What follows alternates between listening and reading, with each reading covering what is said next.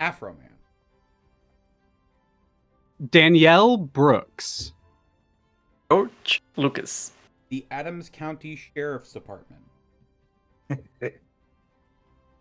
Sam Witwer. Oh, my beloved. Sun Cho. Everybody. Once again, to Kazador's Guide to the Cosmos. Oh, hi. I didn't see you there. Hello. I hope you're ready for another amazing session. But before we get into it, we gotta go around the horn and introduce everybody, starting with TheropodArt. Hi, hello, it's me, your boy, TheropodArt. Y'all know where to find me. Tumblr, Blue Sky for Affinity. All TheropodArt, Twitch, Lizard Fun Bags if you want to see the naughty stuff. Hey, I think I'm gonna be good. Knocking on wood. I think I'm gonna be good in April. I think things will finally mellow out in my life. I hope. So if you want to commission me, email me. I still use email like a fucking boomer, but email me. Commissions open up in April. If you like this D&D, come over on Tuesdays. Vecna, Eve of Ruin. Other than that, that's it. Oh, Alright. yeah. Up next, we've got XanillisGrimm. Hello, that's me. I am going to be over on twitch.tv/BurnoutVaughn this Sunday at 2:30 p.m. PST for some more Those Who Wonder, run by the inimitable Sarah's here. Then Monday, twitch.tv/XanillisGrimm. We're back with some more Stalwart Souls, 7 p.m. PST. We're in the final arc. If you want to see the final ends of the story, we're coming real close to it.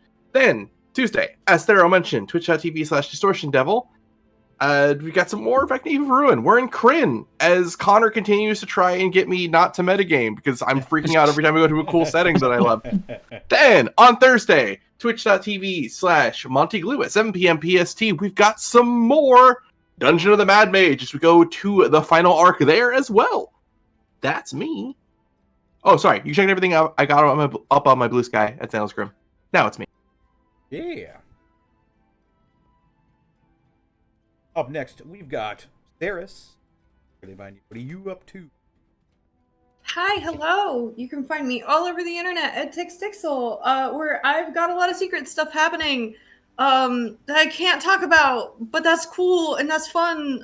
Keep eyes and ears out in places because stuff is happening. Let's see here.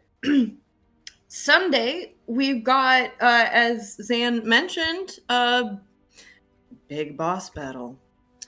Please come to Burnout Vaughn's channel. We're going to have a good time. Monday, unless I'm mistaken, we should be doing more Lancer playtesting over at the Amusing Thalia's channel. I'm going to be there with some friends. It's going to be a fun time. Very excited about it. And I think until next Friday, which, if I understand correctly, something special is happening, that's all I got going on.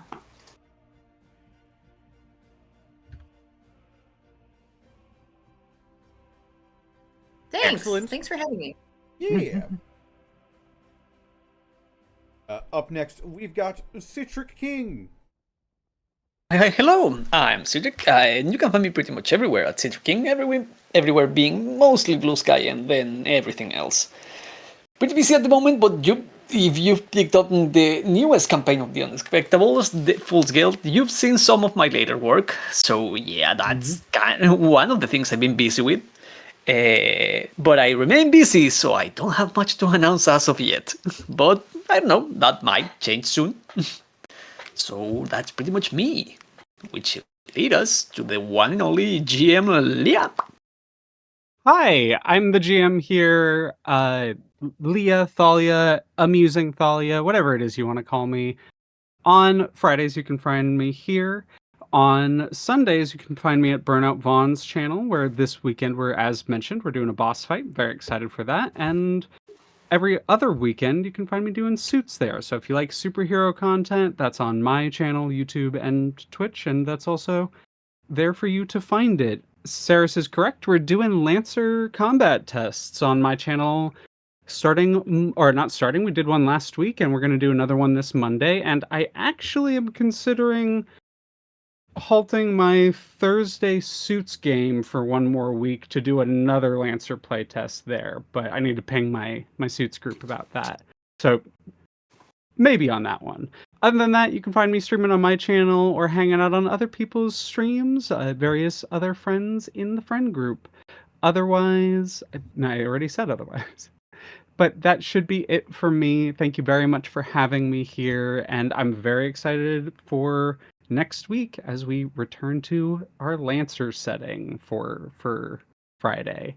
And again, none of this would be possible. I wouldn't be able to run, but on stream at least, I wouldn't be able to share any of this with you if it weren't for Connor McKinley, DistortionDevil, my good friend and the host here today. Take it away, dear friend. That's me. If you're not watching this live on TV, then you're probably watching that on youtube.com/devilsanddicerolls or patreon.com/devilsanddicerolls if you're a patron. Supporting that I do. I've got a short and a video in the works, so be on the lookout for those. Short will probably be coming out. Wow. First. Whoa. Die. Don't die. Briefly. Sorry, this poke sauce. But yes, all of that is happening, and all of that is happening with the help of the people who support this financially. First of which being Beard Sorcery. Beard is a little bit quiet and cutting out a tad. Oh shit! Hang on. Connor the trash. And it's not even related to the Oh my situation. gosh. Guys, Connor is so handsome and sounds It's so true. good. It's true. But do I sound good now? Does have a is the chocolatey question. voice. You sound wonderful do. now. Yeah. Excellent. There's an improvement. Well, I Speaking can't from stop experience- being handsome, so that'll be a universal. Speaking concept. from experience, Connor is a great spoon. It's true. It's true. It's Spoon true. man?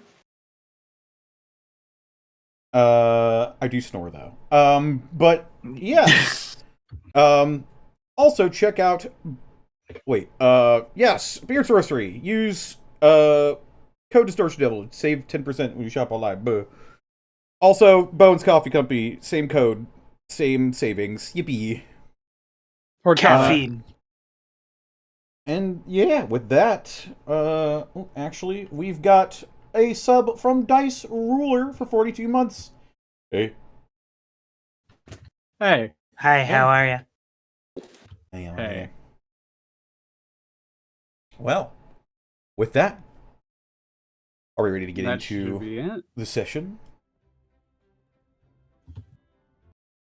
Aye, Captain. I can't hear you! I can't hear you. I am the captain! Who lives on a ever further pineapple, into under the a hells. pineapple, under a pineapple, under a pineapple, under a pineapple? Me. Creeping Shit. ever further into hell. The crew of the Homewrecker stands just outside a tower, which should lead them to the infernal city of Dis. With hints of greater plots brewing, they search for the key to their path. And, with the help of Zaya, the Hellborn guide, they now plan how best to approach the city before them. As aforementioned, or as mentioned last time, defeating the guards of what has been known as the zoo or the carnival, you all, defeating them, have arrived at a tower. It is dilapidated, old, very clearly not from Avernus. It has been pulled here, as previously discovered. And Zaya, pressing open the door, opens to a honestly may be surprising, surprisingly barren chamber. Little lies in here. There does not seem to have been used as a bunk of any kind or a barracks. There is simply a stairwell on the far side leading up, which you assume leads up to the balustrade towards the top, where the archers were firing down from you towards you. Other than that, in here is a chest on the far side with a very intricate-looking set of locks on it, and seems to be made out of gilded metals with a distinctly red tint to them and a dark gray iron. Lastly, in here, recessed into one of the walls, is a triangular shape.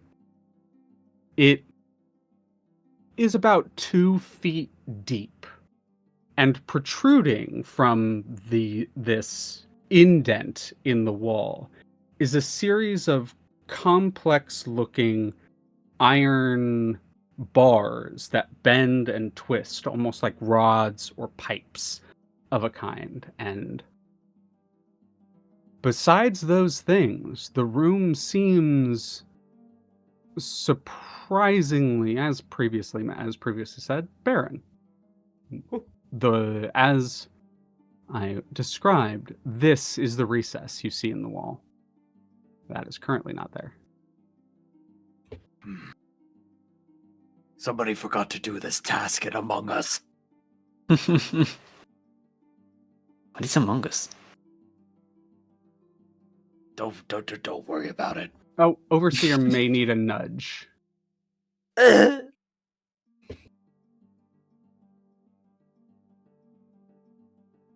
let me swap the music. Ooh. I think, where is the... I can click some of these, but they're like locked. Yeah. I would say you can click them. Don't start turning them yet. Oh, okay. I see. I mean, that's the thing is, would Hakka just immediately move up and start trying to turn one? No, he's smarter than that. Okay, I was just curious. A perfectly valid answer to say yes, but that is that is what I am asking. Hakka is smart enough to know not just to like, oh, weird runic thingies in hell, poke, poke, poke, poke, like that. Zaya would look around and kind of eye it curiously before looking at the chest and looking back at the group. I'm not quite sure what exactly we're supposed to be looking for in here. This direction was given to us by your navigator, yes? They are... Oh, well, to call them achy would be a bit of a... understatement.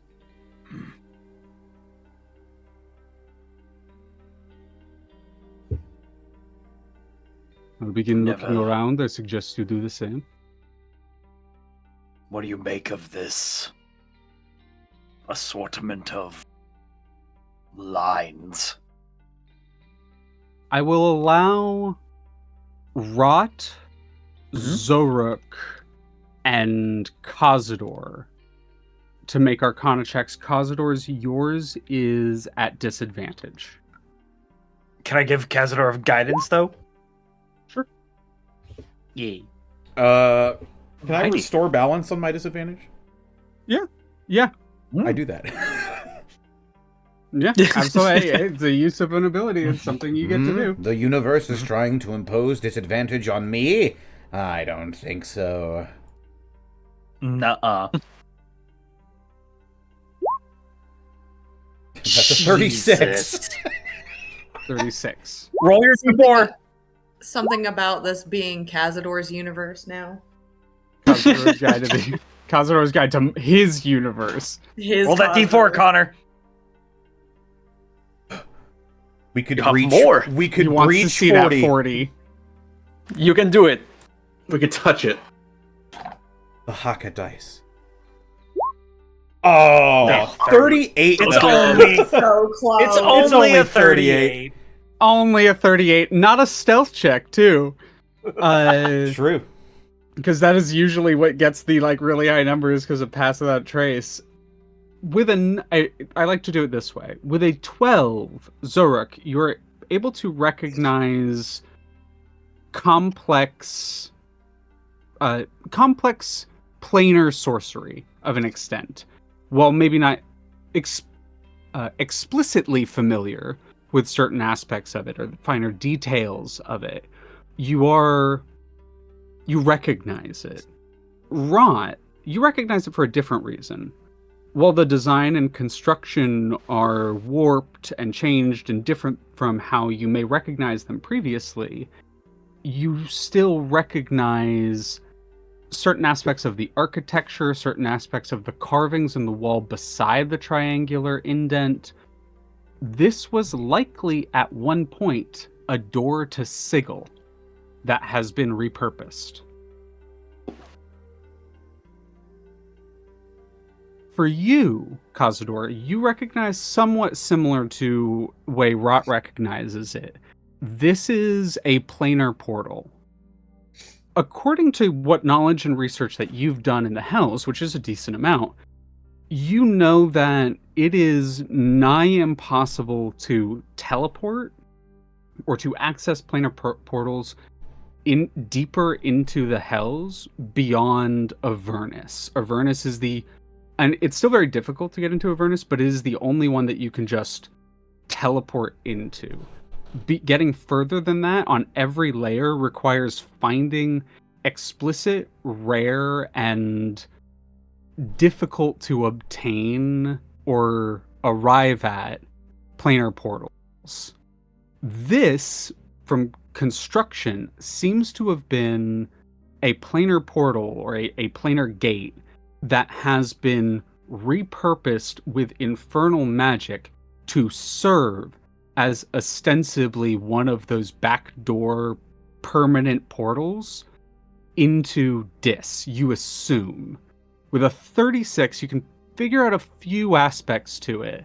The way that it's designed and set up is very clearly meant to power from the world around you, and the three corners likely represent different parts of the Hells and where they're drawing power from. How much that plays into what this thing is remains to be seen. But the last thing you can determine, the functional thing you can determine from this, is that if these rods were to be aligned, and you do notice that there is a piece missing, but if the rods were to be aligned, it would likely activate and create a stable portal further into the Hells. You assume to Dis.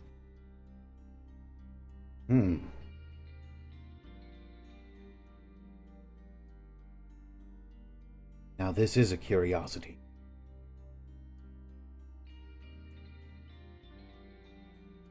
What is it?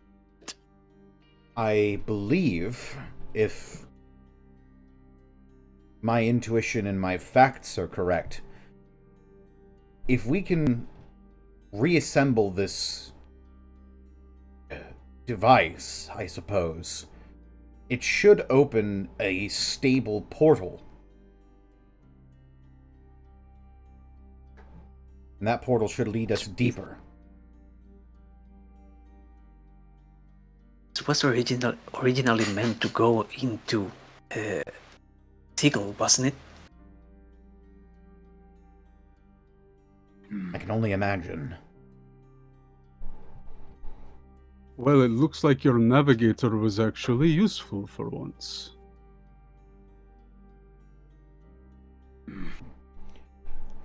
Just quirks a brow at that. She looks at you with almost like furrows her brow. What? She's your navigator. I assume you know. What do I know? Kind of looks across the group of you. How long have you been traveling with Maureen? Essentially, It's been ever like since a month. Leah? Oh, sorry. Yeah, a little over a month, but yeah. Okay.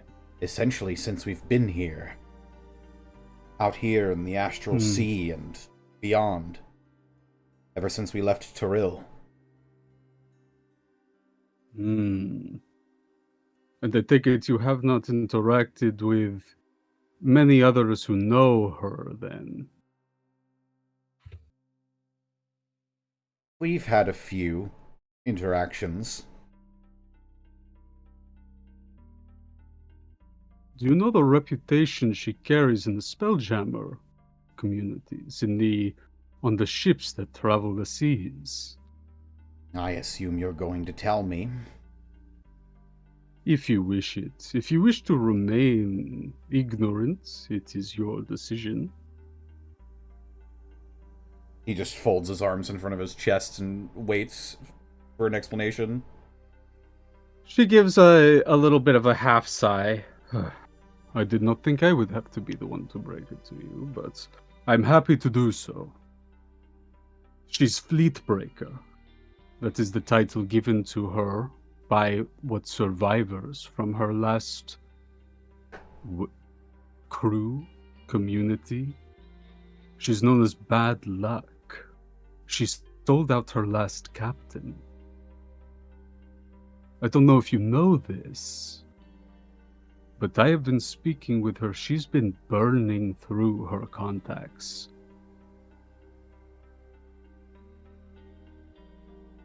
A ship is only as good as its navigator. You're a fine captain, I can see that. Looks across the rest of you. All of you are very capable at what you do, and you definitely stand a chance at making names for yourself within the cosmos, if you have not done so more already. But be careful about who you choose to fly your ship.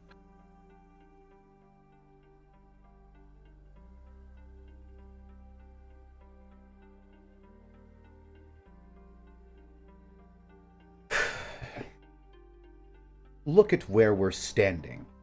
Right now. We are in the hells.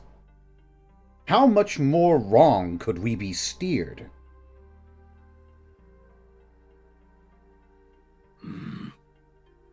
Gotcha I was not there. I do not know what happened. All I know is that the fleet she served under burned in the skies, and what few lived curse her name. She works under me now, and I don't believe in luck.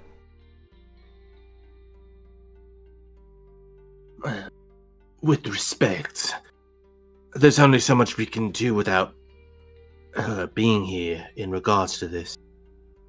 We have a matter ahead of us, we should handle it. Forgive me, I will hold my tongue unless asked. See that you do. The nostrils flare slightly on her, but she just nods. Kazador will return his attention to yon funny wires. Do you think a mending spell would work on this? To mend the parts? The wires don't look broken, do they? No, in fact, they actually look to have been separated magically. Inspecting it closely, you can see that behind the wall is a complex set of mechanisms. And it seems as though when you try to turn, like, they can be like rotated, like turned. Kind of looking at it, the ones that are marked are on pipes or rods that are leading into the back that have a rotator on them that allow them to be spun or twisted. But the other thing you do notice, as aforementioned, is it's missing a piece. There is a part, it's kind of marked there in the light gray outline, that would connect certain aspects of it that is not currently here.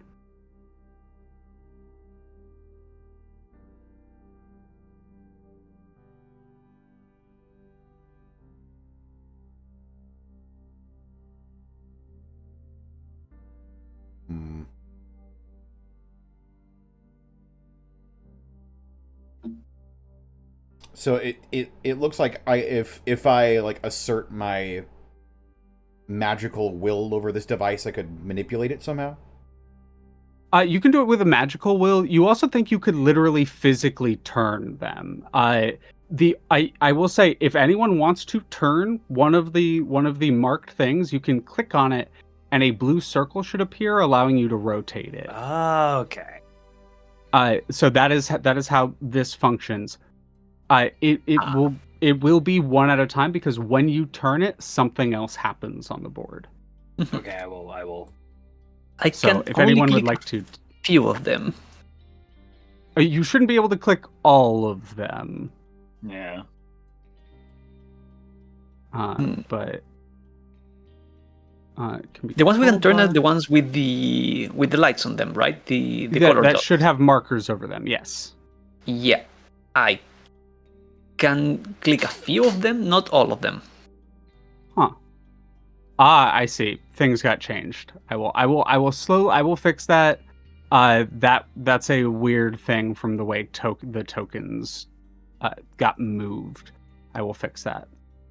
Would it be easy if we like rolled initiative just to like go Yeah, down you know the what? line in Discord? That's a good way to do that. Thank you for suggesting that. Everyone, could you roll initiative for me? That'll be a good way to arbitrate who's doing what at what time.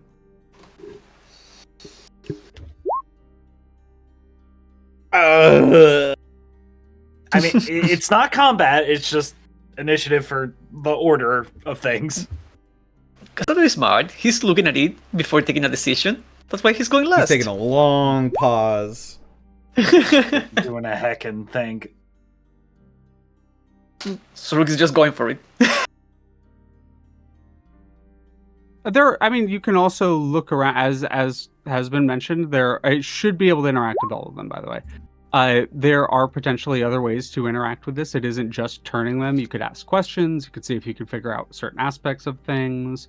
You could look around, potentially see if you can find anything else in here. As I said, it seems bare, but to start us at this moment, Xoruk. What is Xoruk doing?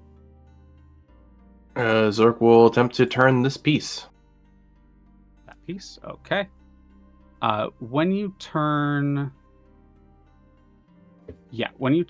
that piece, this piece spins. So the one right next to it. So I assume you click it into place, and red 1 spins in response. One of those. Mm-hmm.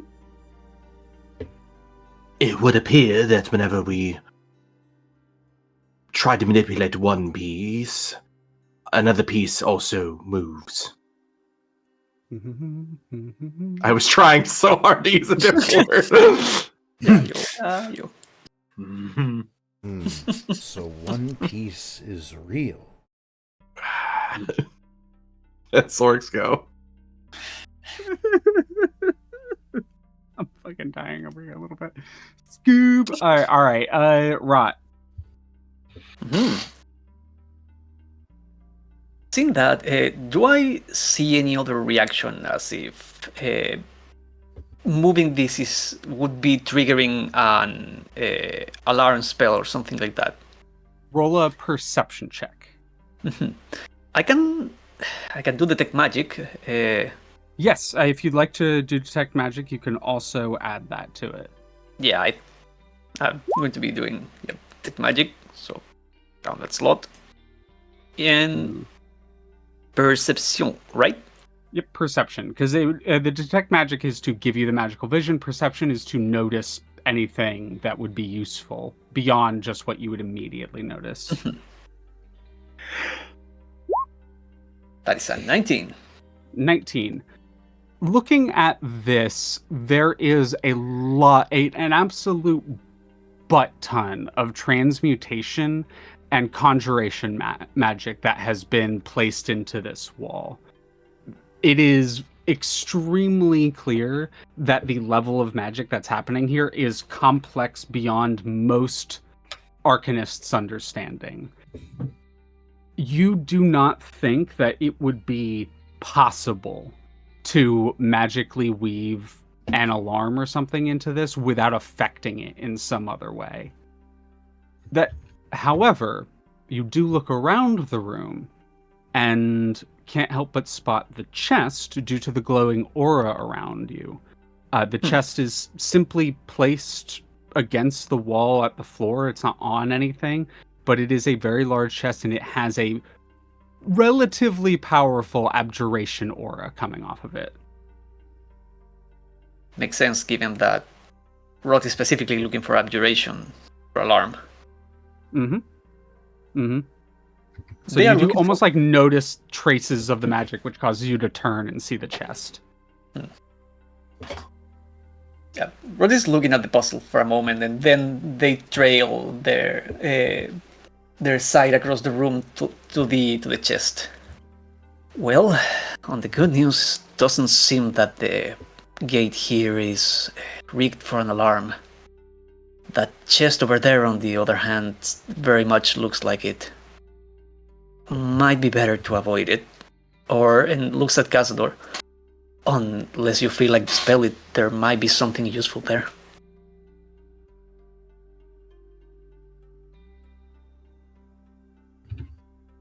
Hakka. Alright. Did I exit out of the Roll20 like an idiot? Oh my god. I may be stupid.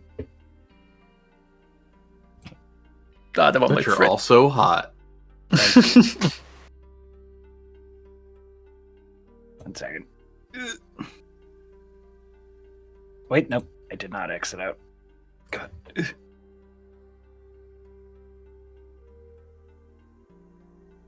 Too many tabs open with the stream and 5e tools. Okay.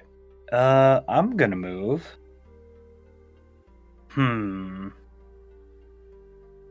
I'll move this little green one like that. That one. That Just one? moved it. Okay, you set that one into space. Green 3 moves in response. Okay.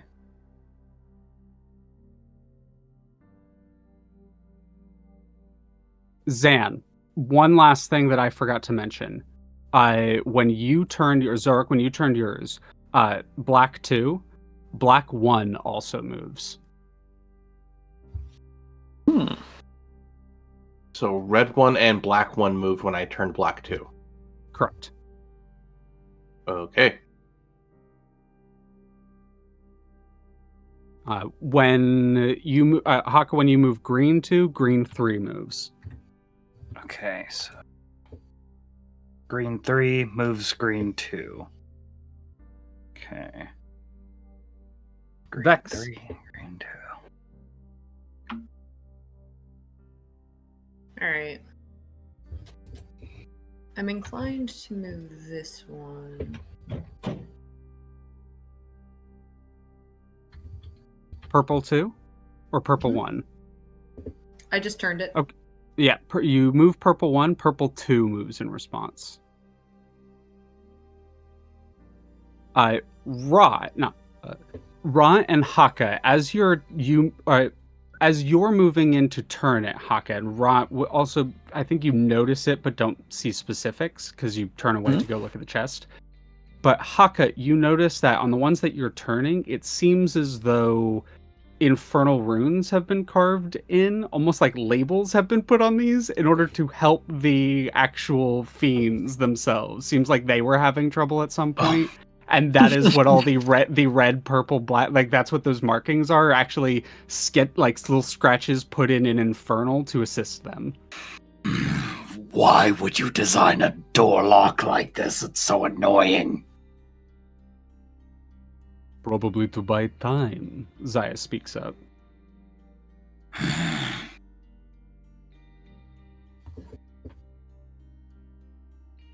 Kazador.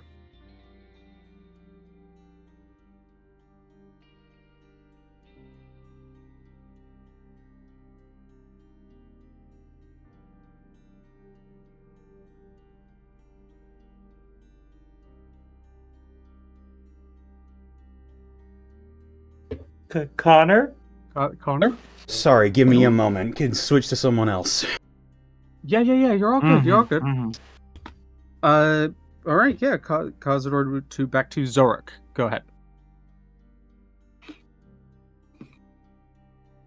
Thus far, it doesn't look like any movement has halted anyone else's progress. I guess I could try that now, though. And I guess he'll try to rotate red 1. Rotate red. You rotate red 1, and rotate red 1, and red 2 spins in response. But not black 2? Not black 2. No. Okay.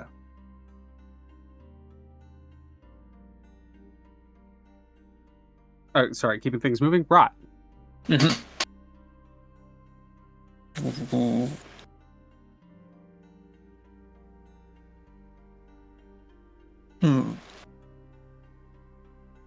Let's see.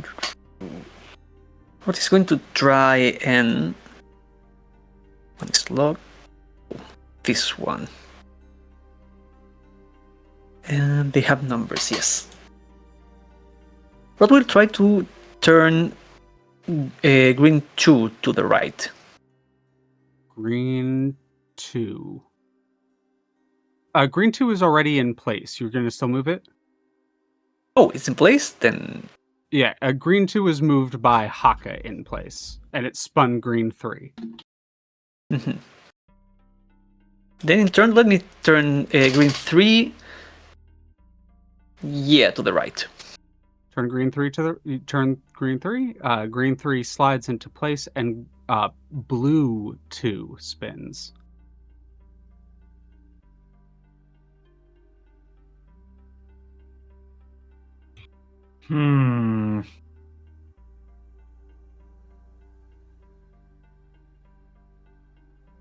Again, keeping things moving. Hakka. Okay, so green 2 moves green 3. Green 3 moves blue. Just blue. Okay. So I guess just to keep learning more, I'm turning the last green one that hasn't been moved to there. As you spin green 1, green 2 spins out of place. Hakka's just like, oh, damn it! This type of puzzle would absolutely piss off Hakka. Yep, would just like, oh no, I moved that one already. he sees it shifting and he puts a hand on it and it just shifts under his hand and he's just like,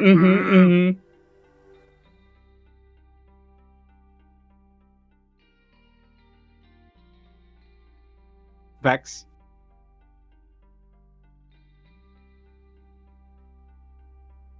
Sarah's? I'm sinking. Okay, no. Sinking. Just wanted to insert I it also to had to so. check to see if I'd unmuted my mic, so I apologize. You're all good. I just wanted to double check to make sure that Yes. it is, connection is Okay. there. Yes, no, it definitely is. I'm doing a big think, that's for sure. Yeah, no, I had a lot of fun designing this. I also had like 3 different people test it.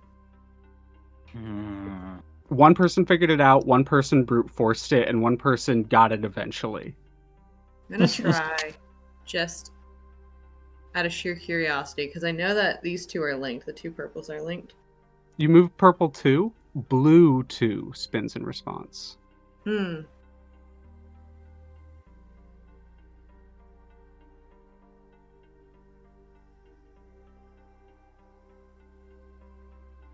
Also, Xana, I did mess up one other thing. Just looking at my notes again, I apologize. When the first one you moved, black 2, I said it moved black 1. It actually moved black 3. That was my bad.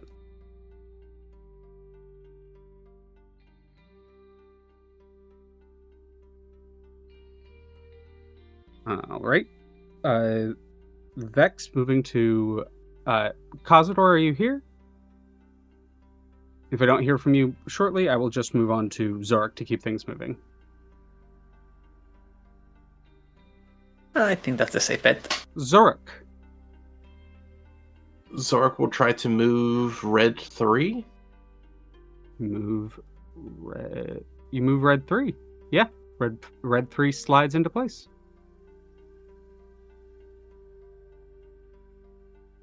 When you slide red 3 into place, nothing else spins. Interesting. That's Xoruk. Yeah, Xoruk into Rot. Mhm.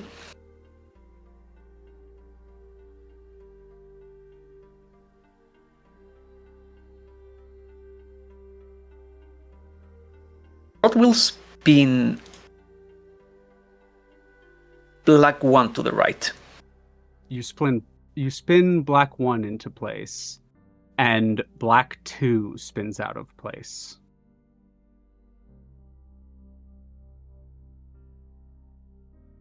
That's why I mixed up black 1 and black 2. That because it goes the opposite direction.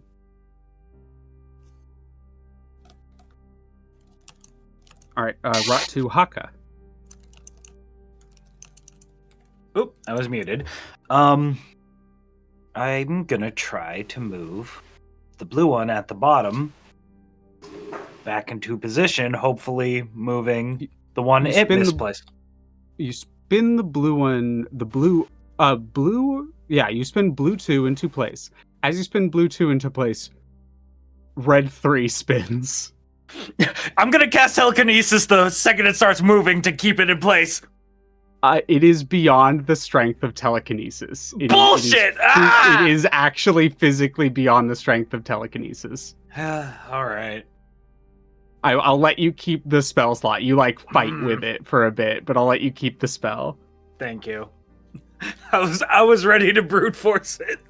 Yep. Damn it. By brute force, I meant the person just spun them until they got it. Oh, okay. Moving to I was Vex. thinking very literally. I cast Wish to open. You know what? If someone wants to cast Wish to open this, you go ahead. Power to you, baby. Yeah.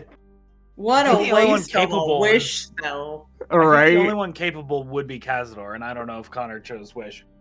That would be such a moment, right? You build up, Mhm. you build up. We finally have wish. I would like to wish for the answer to this silly little puzzle, and everyone instantly pulls Loses out Wish on the percentage roll after. Rip. Yep. I'd like to cast Wish on a door.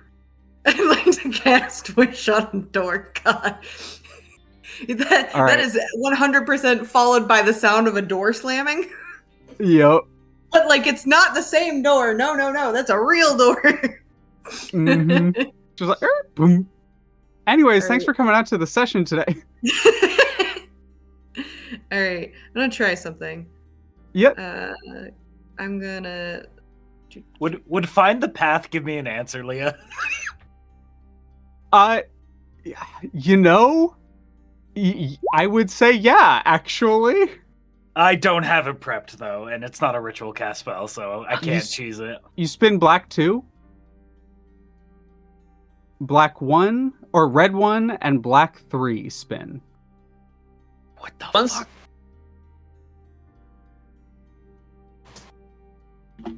Vex to Xoruk.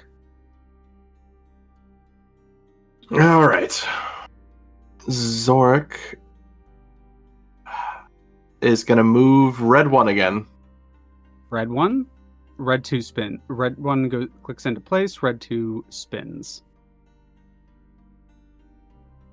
Rot.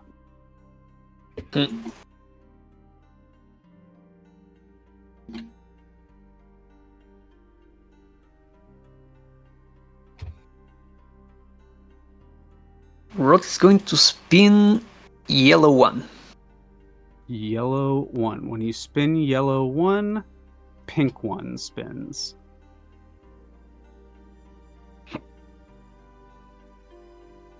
Hakka. Mm-hmm.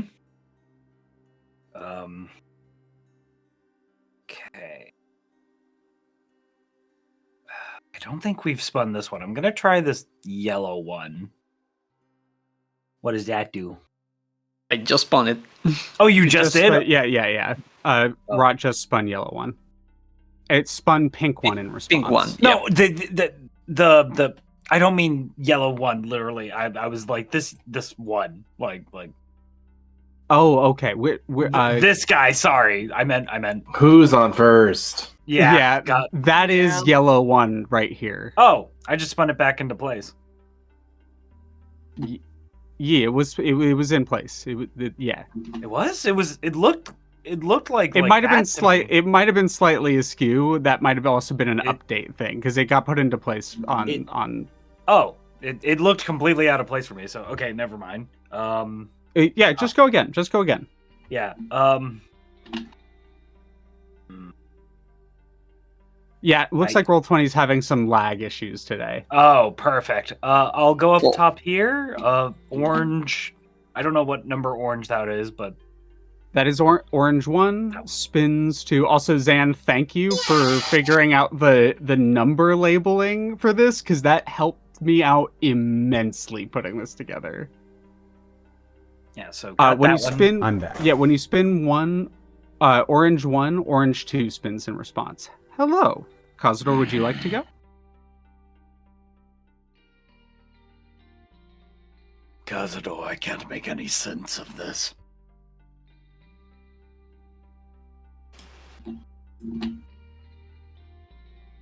All right. Connor. We've figured out what spins when we spin what? Not precisely. Okay. I know this one when it was spun this guy. This guy spun this guy. Green 2 spun green 3. Green 3 spun blue. Blue spun red 3. Black 1 spun black 2 and orange 1. Black 2 spun black 3. That one spun 2 at the same time? Yep. 1 and 2 both spun 2 at the same time. Both spun 2 different ones. Red 1 and black 3.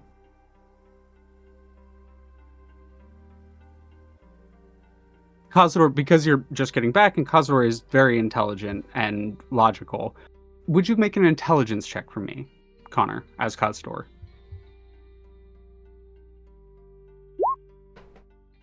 Natural Okay. 20. The thing that you're slowly picking up on is that starting from the corners, they tend to move the one next along the line. The exception being the first one from each corner. They seem to spin in slightly more erratic patterns. But other than that, it seems to just spin inward. You're just finding the right pattern for the last ones.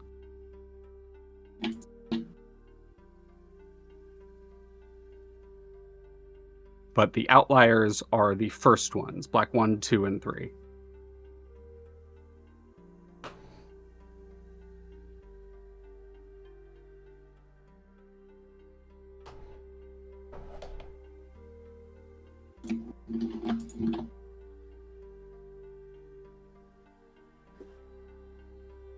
Vex, would you like to make a move while you're thinking, Kazador?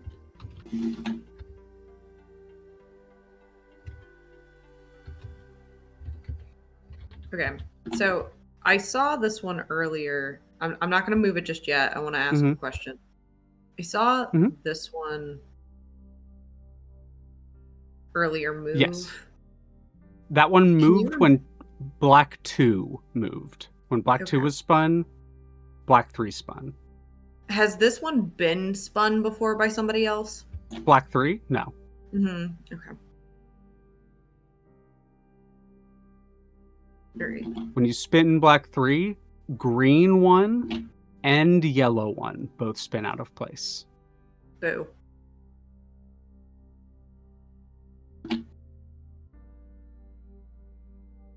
Kazador. Do you have a move you'd like to make?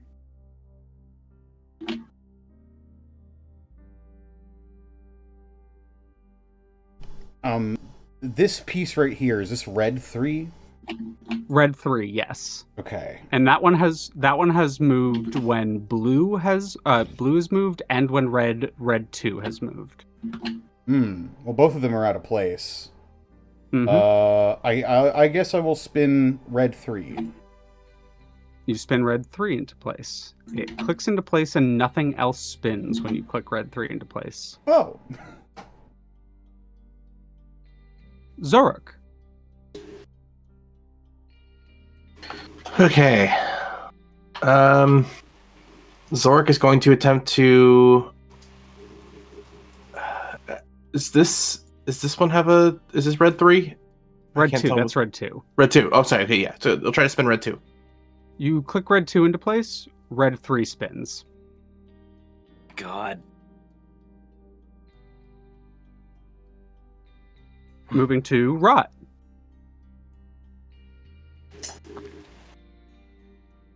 Did Kazador say out loud what he figured out about the ones moving the next number closer? He would have said his findings out loud, or his thoughts at least. Mhm. He wouldn't be keeping things to himself in this moment. Yeah, just almost like out loud pondering.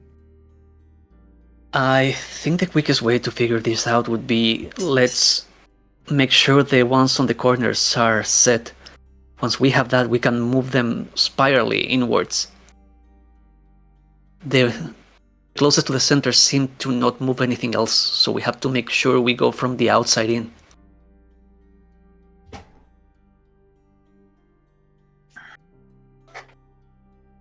Saying that out loud, do we know, again, black 1 I do have, that is black 2 and orange 1.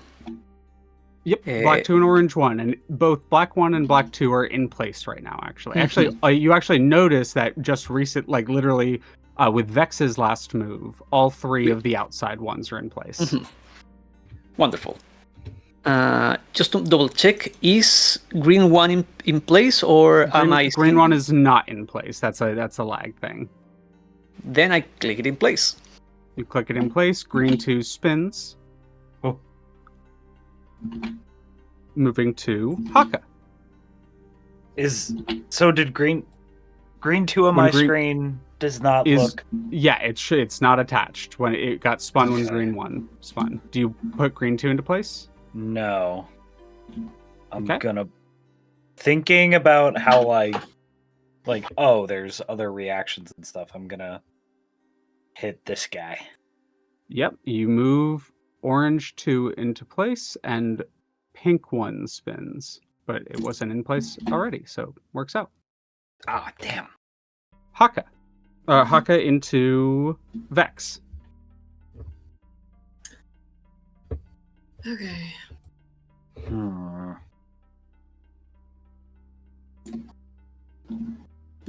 Has this piece been moved? Quite a few times, and it keeps getting Okay. spun by other pieces. It has been spun by blue, and it has been spun by red too. Okay. This one has spun a couple times, right? It has spun when both yellow 1 and orange 2 have been put into place.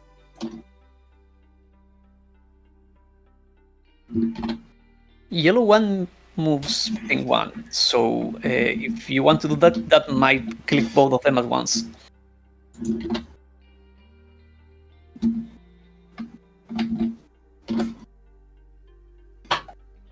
I had an extra mechanic for this that I ended up taking out. That was a dice roll every time you spun one to see if it accidentally spun one into place. Oh. But I found it took too much time.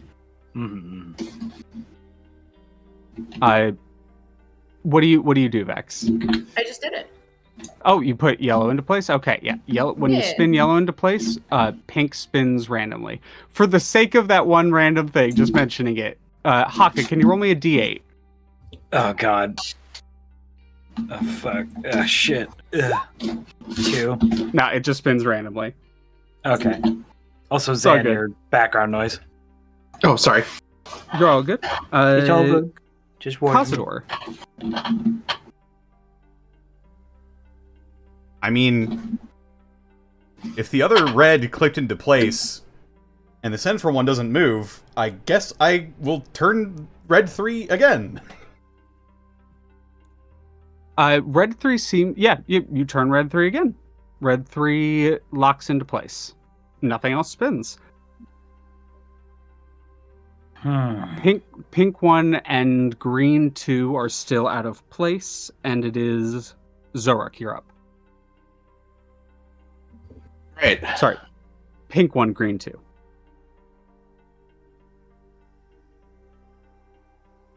We'll try to spin green 2. Spinning green 2 into place. Green 3 spins out of place.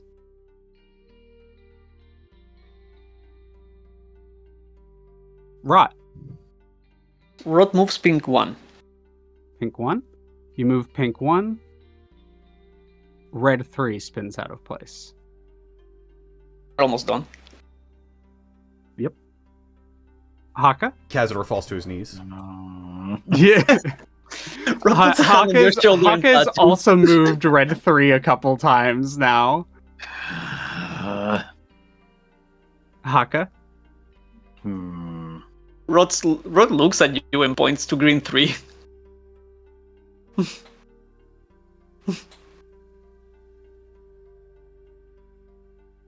Moves green 3. You click green 3 into place. Blue moves out of place. Can I intimidate blue not to move? You roll an intimidation check. While you're rolling 21. that Vex, I assume you move blue into place. Yeah. You move blue into place. When you move blue, red 3 spins again. However, as it spins, it's the only one out of place, and I'm sorry, blue does still spin, Hakka, but it spins slightly less than it otherwise would. But Kazador, Hakka just roars at the door. Kazador, as it comes to your turn, red 3 is the only one out of place. I think I know what to do. I just don't know if I have the strength to do it. I cast knock. I cast knock. Hello? You move it into place, and as that one clicks into place, Dexterity save. Red light, almost like lava flowing through these iron bars, seems to pour from the corners, causing the iron rods to glow almost cherry red in the center. Ooh. And as it does so, both of them reach that central point, and there's almost like a red sparking between, actually very similar to what's actually happening on the screen. There's almost like a red sparking between the two of them, as much like a circuit, there's a missing connection there. Rod snapped their fingers. The chest. And looks behind them. I know it has some sort of abjuration spell on it. Might need to dispel that if we want to open it. Very well. I'll just cast the spell magic 3rd level. 3rd level? Yep. Roll me a wisdom saving or wisdom check, not saving throw check. That's a natural one. It is more powerful magic than the basic level. It is 13? 13? 13 gets you a 3rd level spell again. Yeah, it's not it. Do I blow my last hero point? I can also cast Dispel Magic, so... No. This is a matter of principle with Hakka now. You hold 21. up, I got this. 21 does in fact dispel it, as you see. What does this look like? Because Hakka's like actually fighting with this chest for a second over magical. So it's quite literally Hakka like slaps it with the Dispel Magic, and it doesn't work. And then he smacks it harder, and it doesn't work. And he's just like, and then he smacks it to the point where like he hits it so hard, and he borderline sprains his wrist, and he's like, ow! Yeah, it's like you kind of shake the hand a little bit, like, it's that like kind of a swollen red cartoonish It look stings. to it. It stings. Every time for you, Rot, who had the detect magic on, every time he slapped it, the runes of the spell that were on it almost seemed to want to activate, and the only reason they didn't were because it was a dispel magic. And if at any point he had let up on that, it would have exploded in his face. Yeah. Rot sweat, but says nothing. I think I got it. I believe you do. It seems to still be locked, but the magic is no longer on it. Is there a doorknob?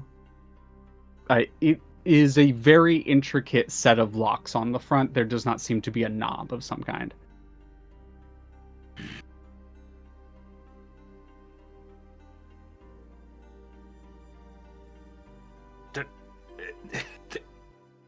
Can I try just pushing on the door?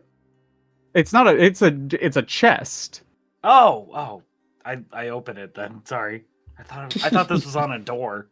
No, my bad. It's my bad. So it is on the lid to the chest. I see. That this is on. This was on the back end of the room. There is a missing piece in the door, in the recess in the... Rot said it is likely in the chest, of which we are currently interacting with. Got it. It is currently locked. The chest has locks on the front. Does not seem to have a handle to open easily.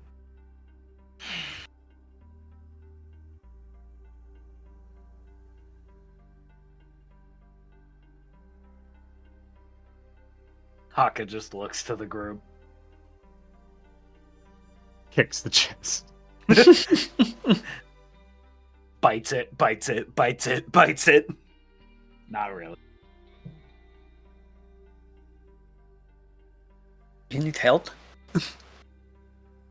I believe so. Are you? I'm gonna do something. Does real anybody quick. know lock picking?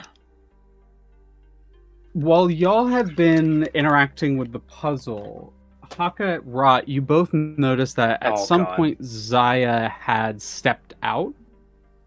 And I think one of you might look outside, otherwise in a moment or two the door to the tower kind of back inward towards you all. And you may turn like ready, kind of weapons out, but you see Zaya kind of holding a hand up with a ring of keys on one of the finger, kind of dangling, and a pipe in one hand with like kind of smoking on it. Found these while I was looking outside. The kind of smell of hard tobacco wafts in. Didn't want to subject you to the second hand. And tosses the keys towards you. That is rather helpful. Rod will pick up the keys. You know when they throw stuff at you and you like half catch it and have to like fiddle with it a bit before. Fumble. Yeah. Yeah. There. All right. Well, have at it. Sure. Rod will get down on their knees and like try one by one until one of the keys makes the lock open. The complicated part is that you realize that it's several different keys and they all need to go in. So one at a time, it's more like finding which key goes into which lock is 5 different locks are kind of click, click, click, click, click. And the chest opens up and at the bottom are 3 items. One is a pile of what seems to be very expensive looking incense. The second is a piece of very, very bright red cloth as the distinct smell of brimstone kind of waft up to you as the chest opens. And sitting atop the red cloth is an iron bar in a sort of... You know what? I can just show you the shape on screen as I pull it on screen. It looks like that. As a iron, it is kind of like it is tapered on both sides, as if like a plug or some kind. Otherwise, it is a simple iron bar. And those are the 3 items in the chest. That looks like the middle part of the rune. That should complete it, yes. I don't know about the other two things, though. Any ideas?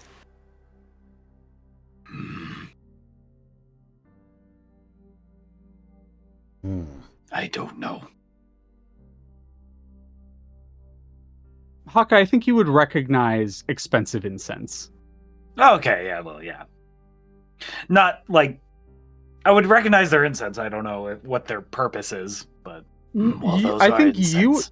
you're a caster. You know that incense Oh. is a component in a lot of different types of spells. So it's likely just a very useful component that was stored here. Well, the incense components. Either you or I could use them. As for the other, what was the other thing? Sorry. A very almost like silken red cloth. Oh, that smelled of sulfur. That smelled of sulfur and brimstone, and the iron rod that was sitting atop it. So only those three things: bundle of incense, cloth, iron rod. Does someone pull out the cloth? I don't see why not. Fuck it, I'll do it.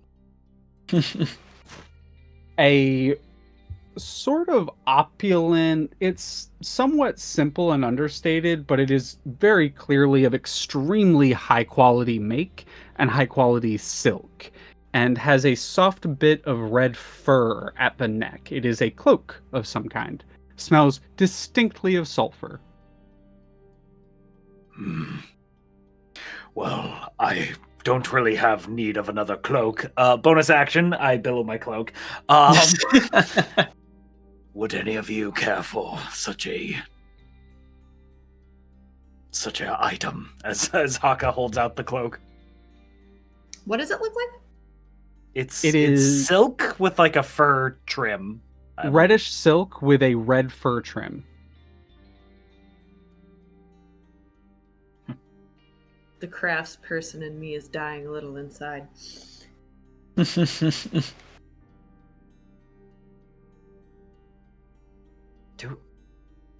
Looking at my spell sheet, do clerics have identify? I don't think so. Maybe? As you're kind of pulling it out and you're Does inspecting not the look like incense and the rod, Zaya would speak up. Well, before you put the rod in place, I assume it opens up the door moving forward. We need to discuss how to approach this. Are any of you familiar with the city? Have any of you been before? Do any of you know the dangers? Hakka would shake his head. Ro just looks around. I thought as much. Imagine that is why we brought a guide. Well, my ability to guide very swiftly becomes less possible in the city. I can offer you my knowledge, and I can offer you my expertise, but the city itself is an ever-changing maze, making it, unless you are the Dispater yourself, impossible to guide through consistently. That being said, I can take you to a couple locations that remain static. If you have something you are wishing to do or capable of doing there. The main danger you all need to worry about, not you, gestures at Vex with the not you, is the heat. The entire city is made out of a superheated iron. If you are not resistant to fire naturally, if you cannot handle flames openly, it will singe your skin just to touch. Any weapons or armor you wear that is pressed against it will slowly become heated, and you will start burning alive. Do any of you have means of maintaining a protection of flame? I do not. Very Tonight. well. I thought it might be the case. You said you I might? I can protect myself or one person for an hour. I can also craft some potions. There are the ashes and horns of devils slain outside. I can take them and brew up a couple potions, but it'll take me a couple hours. I can cover for the rest of you if you can cover yourself, Commodore. But it will only be for an hour, so we will have a ticking clock to get where we need to go when we enter the city. I would need 8 hours to prepare, but I have a spell that could help me. I read your fated item. What? Just because that is something I may be linked it in stupid. the Kazador's Guide to the Cosmos chat. Is that maybe something you can? Oh, you short can- rest. Right. I can. Yep, yeah. yep. I'm also peeping at. Because I have a thought. I'm not sure if I can do it, but I have a thought. Feel free to. Yep, go ahead and pitch it. So, this would be sort of like a rule of cool sort of thing, right? Mm-hmm. But there is my shield has I guess it's more of a question for point of clarity, because Mhm. there are elements in here that are described as like being quote unquote wintry. I'm wondering if I can't use something like the warding veil as something to help reduce heat. Let me double check the actual specific wording on that. Veil of Winter, warding veil as a reaction. Target's AC, sets veil point. This is not a traditional usage of the ability, but I would allow you to spend, using your shield, I would allow you to spend a fate point for a fate, a hero point to essentially apply a protection from energy spell for an hour. It only applies to the heat. Like it is essentially the old 3/5 Endure Elements sort of spell. But I would allow that to function. Yeah. Sure. So that is one person. Kazador can cover another person, and you are okay naturally, Vex. Zai will go, okay, 2 potions, I can do that. I will need 2 hours, so you have 2 hours to rest and figure out how we will be moving into this and where you need to go. I'm going to collect materials. Any questions before I do? I will say, just like above game, if we're going rules as written, you would have to be within 5 feet of me in order for it to work. Yes, I think that will still stay. Yeah, is like you will have to be near someone, like attached at the hip for while you're traveling through Dis. Yep. Stares at Xoruk.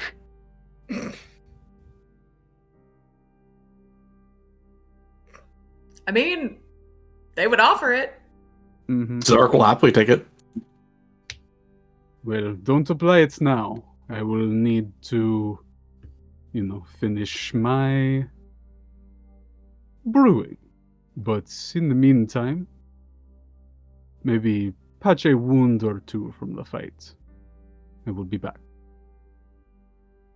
And Zaya heads out to collect materials. Or to rest. We're actually gonna take a early break right here. You guys can have a short rest and can start talking about how to approach the city. I think the last things I would say before leaving is, if you don't have one already, you will need to find someone in the city to contact. Somewhere you're going. I will need at least guidance on where I am guiding you to. So consider that. before nodding and heading out. Very I well. will be right back. Oh, Oh, you can. I just have to go to the bathroom. But yeah, any questions you can ask me. Real no, quick. just a small one. We're taking a short rest, and before that, how much time has passed since the fight? But, 2 hours.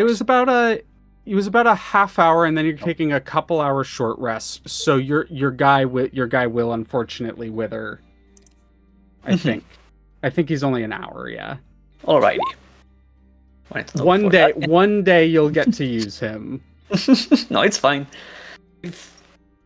If anything, Rod also- would just stay. Like, now that it's not being used in combat and we have time to stand around, they're just a bit curious, looking at the skeleton, and also knowing the feeling of, I guess, like not knowing, but trying to figure out this weird feeling of ownership on over this corpse. Yeah, you can physically describe what it looks like for us if how your magic kind of infests and takes over the creature. As the rod's tendrils grab onto it, making a sort of network of tendons, all the rest of the meat on it starts to wither away. It's missing its entire head because Rod blew it away. But it's this headless skeleton held together by what looks like string. Also, we will be stepping into this when we get back from the break, all of you level up. Oh, hell we're doing it now! Whoa! Made it through the first layer of hell, and we entered Dis proper. I just want to ask, roll 20, what is your major malfunction? Yes. This, a little bit of that. A little bit of this, a little bit of that. Do you see the hit die? Oh, yeah. So, for whatever reason...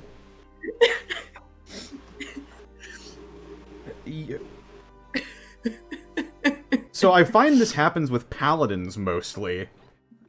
The hit dice just get confused sometimes. You don't need HP, right? I'm just looking at the 4, the 7, the 5. 4, the 7, the 5. Well, is your hit dice a D4? It shouldn't be. Well, it's rolling D4s. If you see I noticed, and I thought the thing that's killing me is I thought we corrected it. Yeah, it'll reset. Amazing, fantastic. I'm sorry. We were never able to It's figure out a alright. workaround. Also, It's if we're alright. since we're We leveling did up, reset it. we have to roll again for HP, like increase. That's true. Oh god. True. I'm staring at this. I'm staring at it. I opened up the gear and it says D8 on the settings. Goodbye, 169. I hardly knew ye. You're welcome to keep that HP if you want.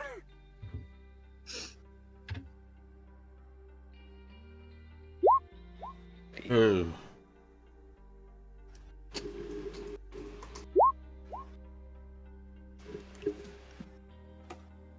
Move over, everybody. God damn it.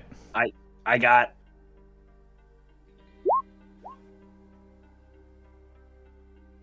I can use my channel divinity 3 times.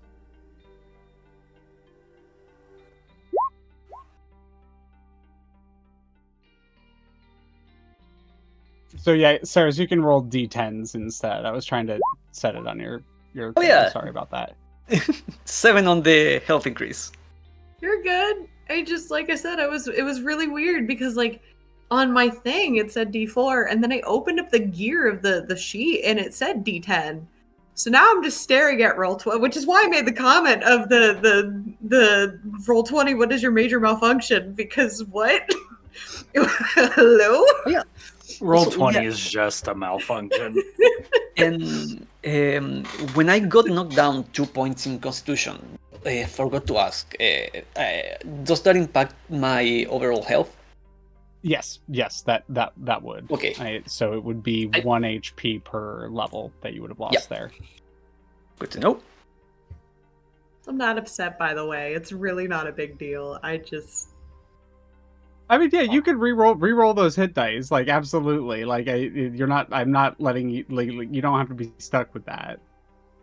I appreciate it.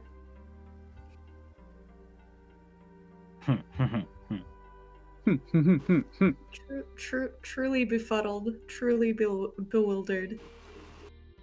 This is fine.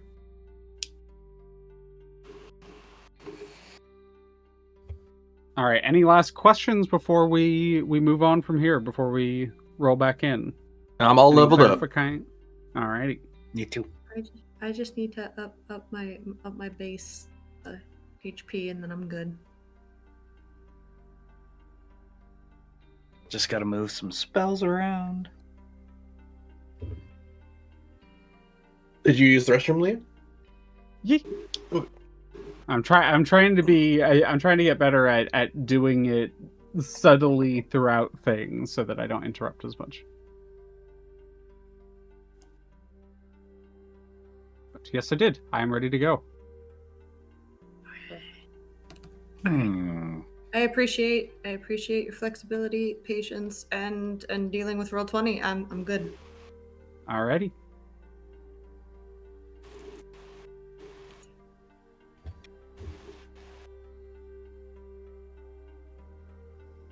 Well, in that case.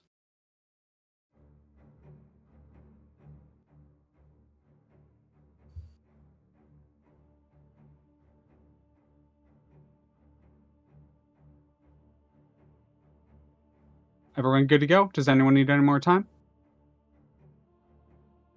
I'm good to go. Good. Yeah. Connor? Also, during the short rest, Leah, could I have figured out how much the incense are worth? The incense are... It's difficult to pin down. You think that this incense will function as a material component to replace any incense component of any this is one of those special components, Thero. Okay. So it is one of those replacement components. You can put it in the place of any incense component, and it may have an additional effect on the spell. Okay. Since we're still waiting, be right back. Because I might have... I think Connor's here, right? I'm just leveling up. Yeah. Then Hakka would pitch to the group.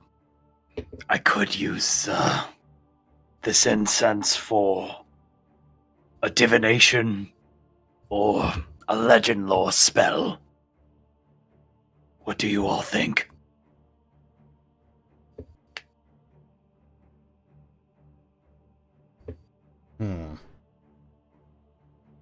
Legend lore could be helpful here.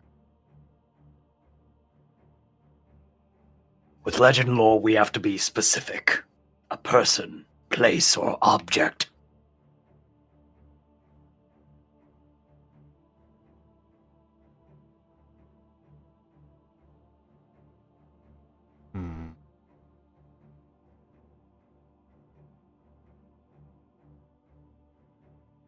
Perhaps instead of legend loring the plane of Dis, perhaps a specific area in Dis. Like our first stop along the way. In a city that's ever shifting, how would legend lore affect a specific spot? Let me just Hebushi. Lore might consist of current tales, forgotten stories, or even secret lore that has never been widely known. Ooh. So Dis as a city could potentially function. You could also ask Zaya for some guidance. That is kind of why she's potentially here.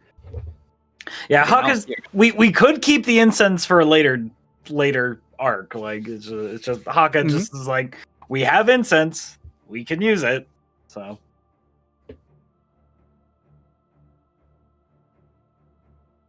Zaya has gathered the materials and is just kind of in the corner, has pulled out like their bag and is crushing stuff up in a mortar and pestle and seems to be working away, but is present and there for any questions.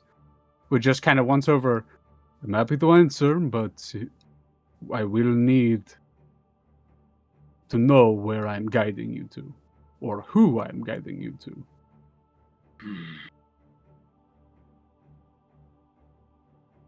Vex, remind me. Do we have the name of that person that was hunting you? Well, if you're referring to the person who was on the ship, yes. If we're referring to the person who offered me an invitation to begin with, no. Perhaps I could legend lore that person. I don't know how specific the ancestors will get, or how specific I have to be.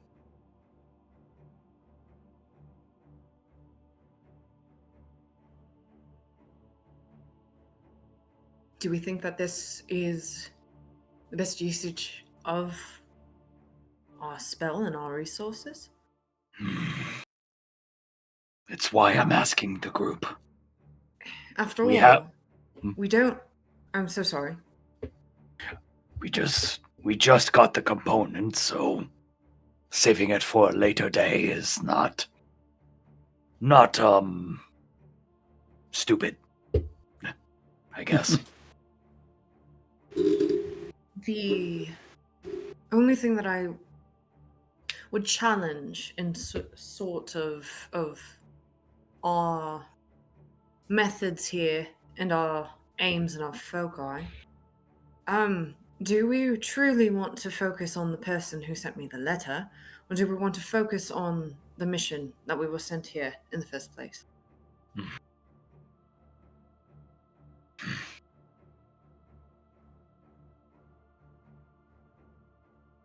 I would prefer to get any wicked ones off of our tail. But that's just me. I get the distinctive feeling, Hakka, that regardless of which focus we look at, there's going to be trouble, so to speak, on our tail. Very well. We will save this for another time. I do appreciate it. I just wonder what is a better use of our time and what is a better use of... If you're talking about enemies, right? Potential threats, they're everywhere. Unfortunately, that is just the nature of the beast. So I think it best to focus on, I think, what we are guaranteed to end up colliding with, in a word.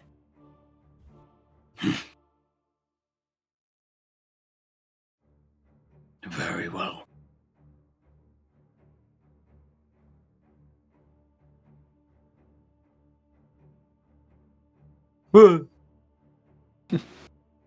White? I don't know why. I don't know why it did that. It scared me. I apologize. I'll fix it. No, it's fine. It's okay. Zaya would speak up then as you finish speaking, Vex. Well, if you're not going to use a spell to spy or something, do you have a plan instead? Some method of moving forward? We're going to be crossing the door. Do we know what we're going to find on the other side? Didn't mean to click that, sorry. I can only guess it is most likely going to lead us, likely not in the fetters exactly, but near there.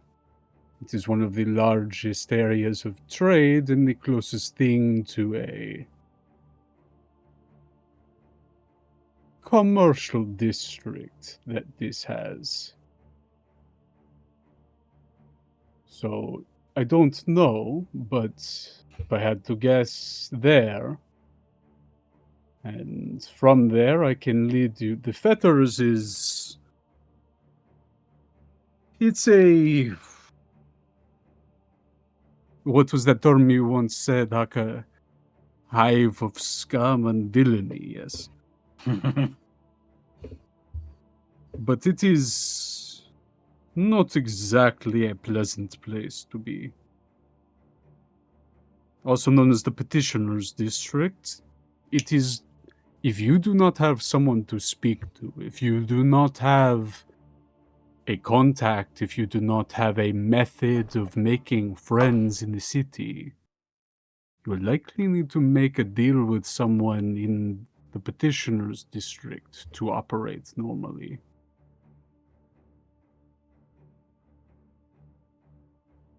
I recommend finding someone you can perhaps not trust, but deal with.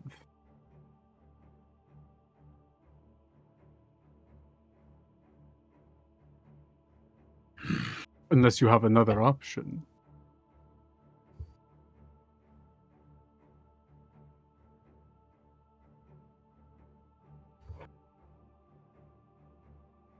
Whatever we do, we're going into danger anyway. Kazador, what would be your call? We've come this far on our strength alone.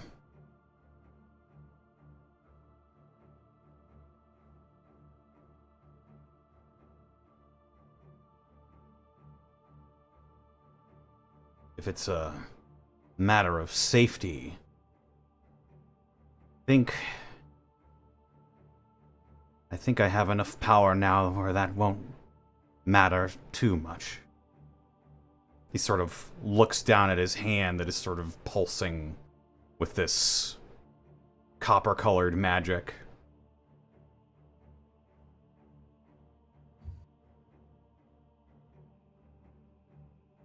And lead the way. We'll follow. God damn it. I keep trying to read spells and I keep clicking them. I'm so sorry.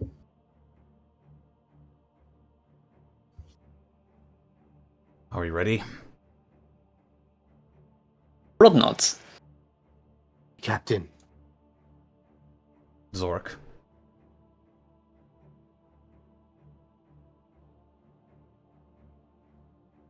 Yes? Oh. I thought you had a question. I was acknowledging you. No, I was responding to your order with the affirmative eye. See.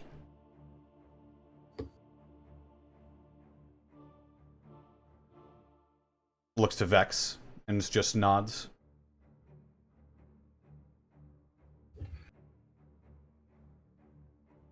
All right then.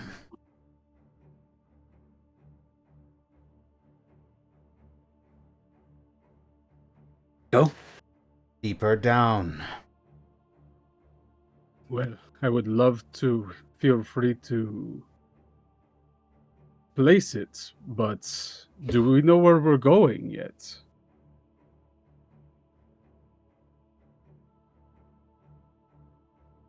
Forward, I would assume.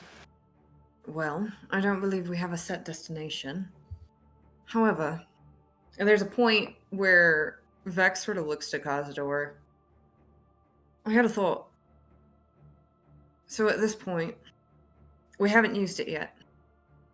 But I get the distinct feeling, just with everything else that was going on and the simple fact that we have not been scryed on yet, perhaps, if it is a destination we're looking for, we might want to consider using the magic circle.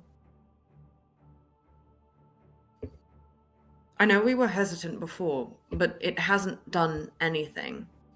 At this point, Vex will actually look at Rot. I think we're better in a state to use our resources and to take chances. Not that. Do you bring Maybe it you're out, right. Vex? Yeah. Kind of pulling out of your backpack the pieces of floorboard that were picked up from the spot where you all saved Xoruk from the kidnapping and assault. You begin fitting them back together like you had once previously, and once they all slot back into place, the symbol itself, the rune that's created between them, has a soft glow to it. And you know the only thing that need be done now, as you determined and set it up previously, is finish a mending spell on the last couple pieces and put them together.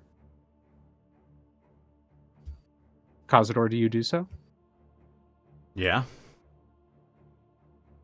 Not wasting any time, you click the pieces into place, and they begin to almost burn, scouring the wood even deeper.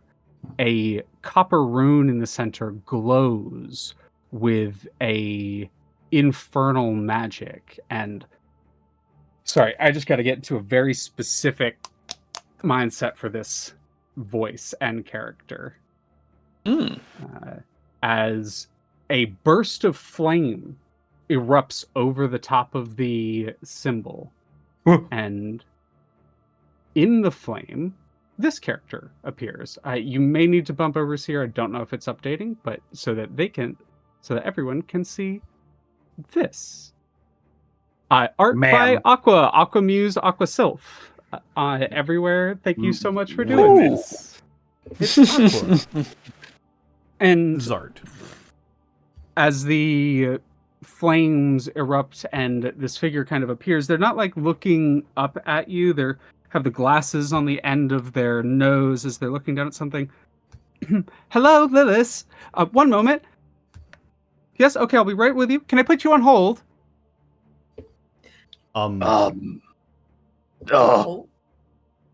Okay, thank you so much. And there's it kind of erupts into a blue color, and there's a Kazador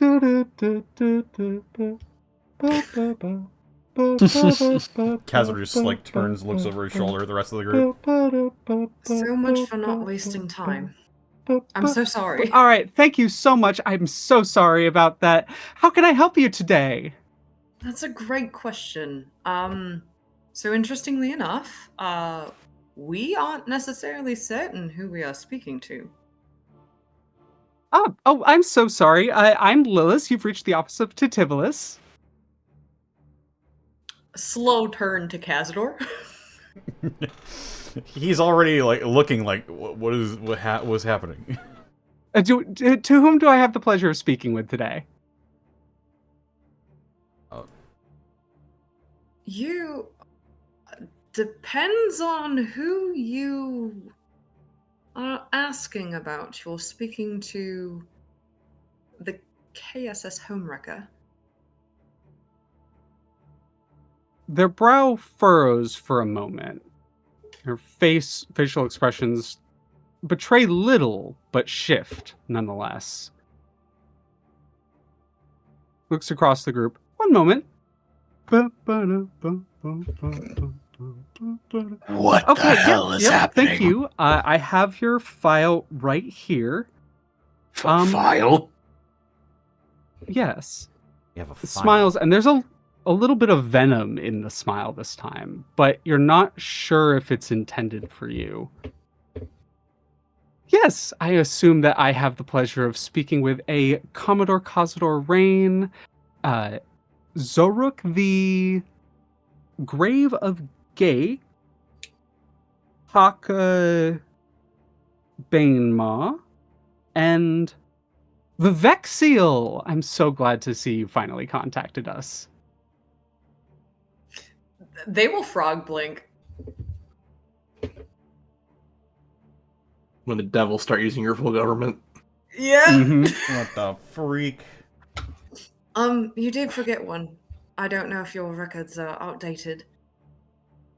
I'm sorry. Oh, there is another one there. I don't have records on you yet. Sorry, do I have a name for you? Rot? I'll mark that down. Thank you. Looks back at the rest of the group. It's like, what? It's just shrugs. This is all very contrary to what I was expecting, which I'm not even sure what I was expecting. I'm not sure either.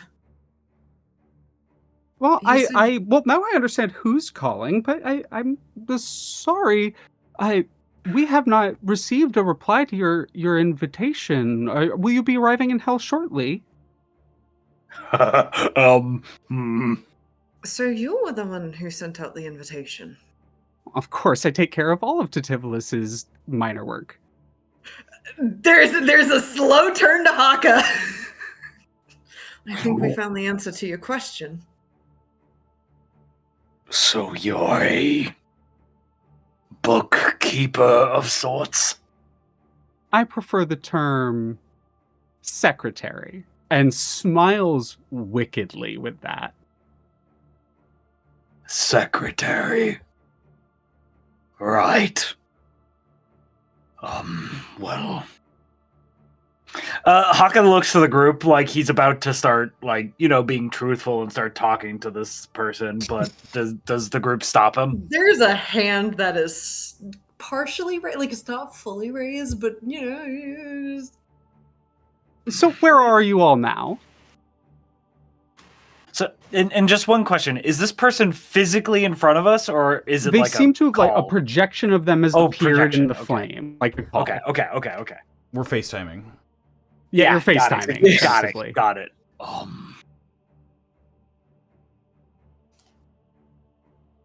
there's gonna be a look of We're like in. looking from Hakka to looking to Kazador as a way of like like as if to silently be like, do we want to answer? We're close. Yes, close. Yes. She smiles. Good. That was the right answer. The wrong one? Hope. Yes, if you had told me where you were, I am afraid that I do not know if we could have been working together. Oh. So, you are all on your way to the Hells. From the last report I had received, there had been a bit of confusion about your intentions regarding us. I wish to speak with you a bit more candidly, but unfortunately, a call like this is not really conducive to a more casual conversation. I hope you understand what I'm trying to say right here. You are being monitored and recorded for demonstration and training purposes. Ah! So, and just a reminder, all of these calls are monitored and recorded for training purposes. Thank you. Training. What was that, Zan? Representative. Representative, yeah. Hello, yeah, let me connect you with a representative. Hello there, how can I help you today? Training? They train secretaries in hell. I have an understudy, yes. Kazador looks Where like do he you doesn't think really have a lot where to do say you to think that. they all end up? Where do you think they all end up? Oh. I thought it was just the lawyers. And CEOs. Oh, well, those two, they get sent further down. Oh no. Nonetheless, I'm sorry about the casual banter, but if you wish to have a further, more in-depth conversation with us, Vivexiel, I assume that based on, can I assume that the previous reports that have come from interactions regarding you from the recently disgraced devil, I guess he was a squire of. Can I assume that there is still a maintaining of the same sort of energy to further interactions that you'll have with us? They tilt their head to the side.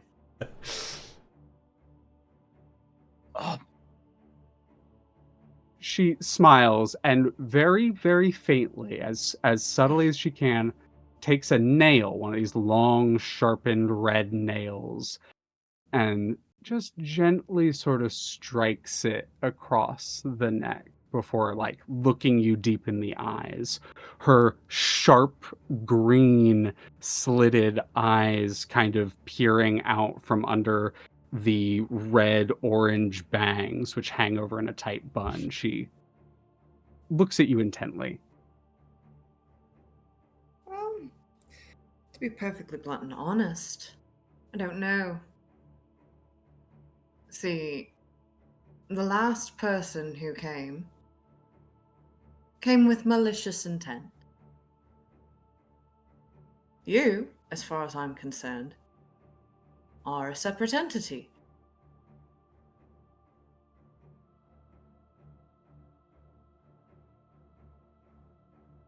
Indeed, I am. I do apologize for anything that would have happened with Maloloraz. He had taken it upon himself to deal with what he saw as competition. Seeing as smiles at you very directly, Vex, seeing as my little protege here was very swiftly being talked about in very important circles, from my understanding, they were not exactly elated for your arrival. They're being dealt with. And just for clarity, they're referring to Maloloraz as the protege. Yeah, they seem or to be. Vex? Okay. They refer to Vex as the protege, but they're referring to Maloloraz as someone who saw Vex as competition.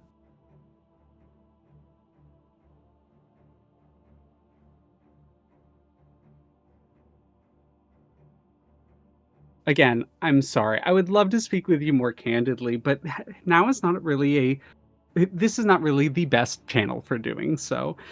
I can arrange an in-person meeting with us if you would prefer. Yes. Do you have any offices in Dis? Yes, in fact, that's where our main office is. I'll be happy to connect you there. If you would not mind, I'm gonna have to hang up the call here eventually. Do any of you have capabilities of long-range communication or perhaps scrying capabilities? Roach takes a moment and remembers the slate Ina gave them. Maybe. And pass it over to Kazador. Things have been, well, a bit of a rush since we got here, but Ina gave me this as a form to contact. Rod is saying this like quietly, like from behind Kazador, trying not to be heard on the other side. Ina gave me this as a way to communicate with the ship once we want distraction. Maybe this can help? Perhaps. You can roll me an Arcana check to see if you can sort of figure it out. I will do this.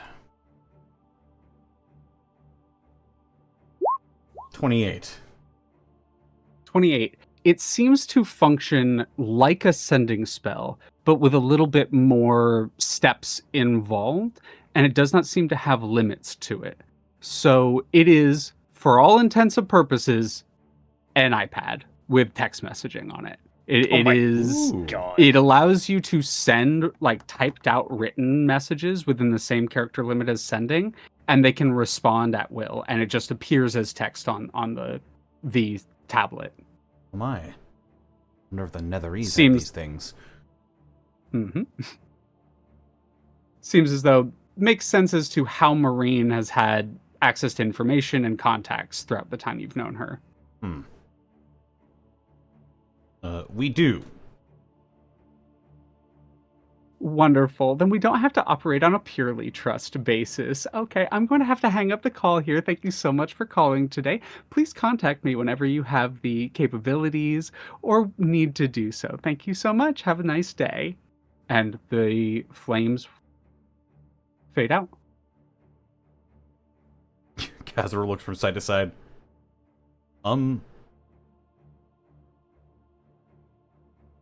What just happened? Oh, Well, Vex, did you know that person? no.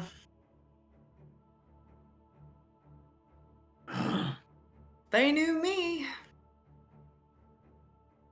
I do get the sense here that we've been given a directive, and to your point, Hakka, I do believe failure to react accordingly would result in animosity.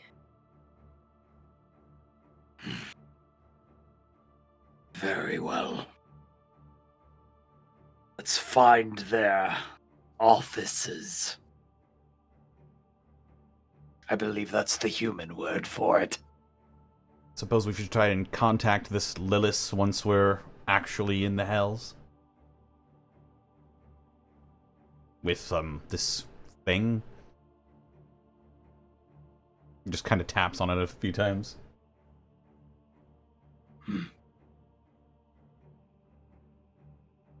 I suppose so. Ugh. Alright. I don't like the fact that we were low-key strong-armed into that. It seemed like I'm assuming she, could be they were 3 steps ahead of us, put us in a position that is not ideal. I believe if we want to pursue this individual, we as a collective need to be very, very smart about what all we say moving forward. Ugh. Devils and their tricks.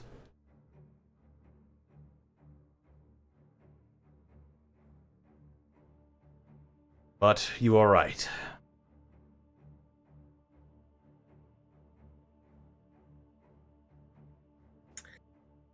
Shall we move forward then? Zaya stands up, gives a stretch.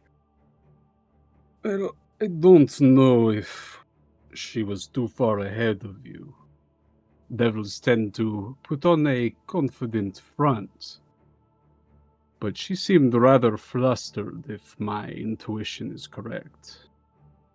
No doubt Seems they've like heard she of was us. scrambling. Yes, but it seems their information on you was not exactly Outdated. Yes, exactly. I didn't know about rot, for example.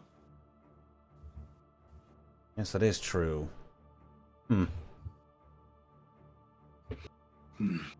You're the wild card. Just points to Rot.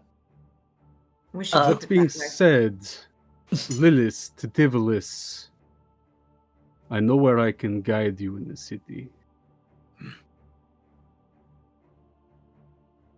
But I recommend... It seems like they had something they wanted to tell you but couldn't in that call. Perhaps sending them a message beforehand. I could cast Sending. It's likely a safer method than whatever they were using. What do you all think? I say it's worth a shot. Very well. Right then and there, I guess I'll cast Sending to Lilith. All right. What do you say? I don't think I'll need the 25 words. It's just going to be, this is Hakka Banemaw. What couldn't you tell us?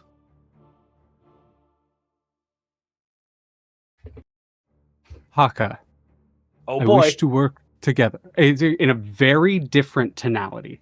Yeah. Hakka, I wish to work together. There are things moving. You need to do one of 3.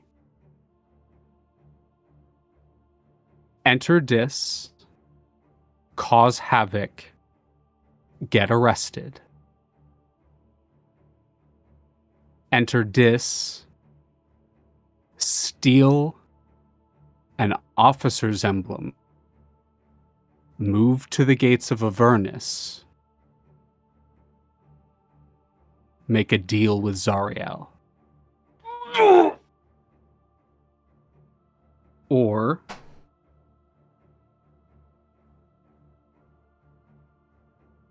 head to the Iron Tower and try your luck.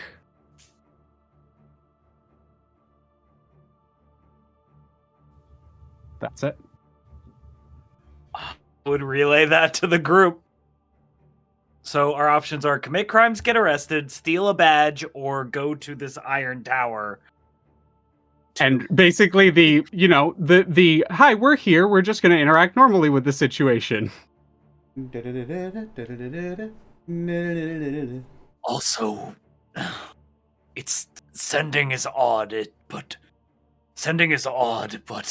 I got a different tonality, like I was talking to a different person. It's likely she was being monitored when she was talking to us previously. Under duress.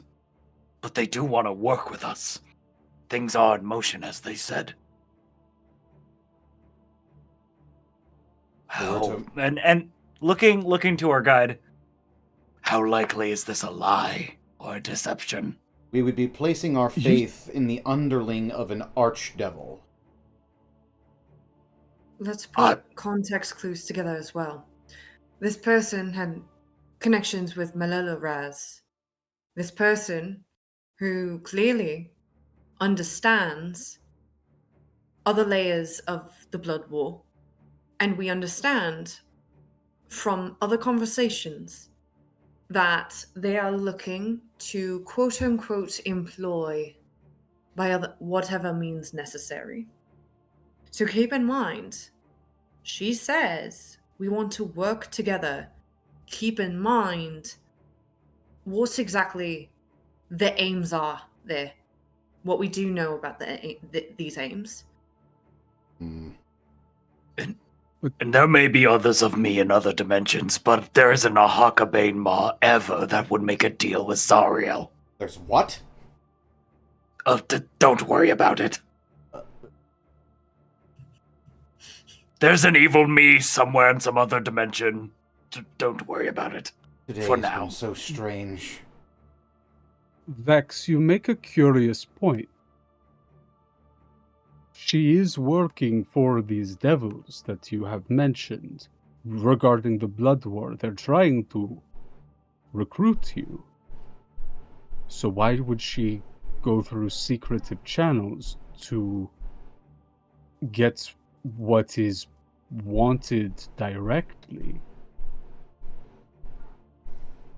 It is a risk. Ulterior motives, perhaps. I think you are right. It is a risk to trust her, but sometimes it is the person closest to a devil that is least trustworthy to them. They all have ambition. What was it that old man said? Every devil works for their own interest.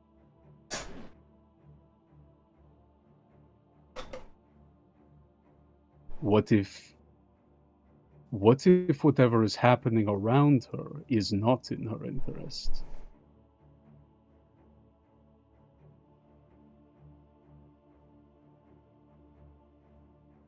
We don't know for sure, but you make a good point, Vex.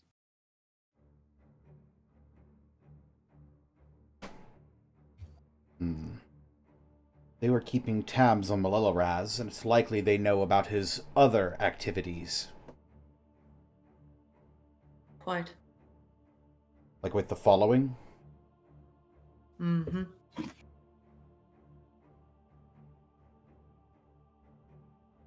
I was thinking the same.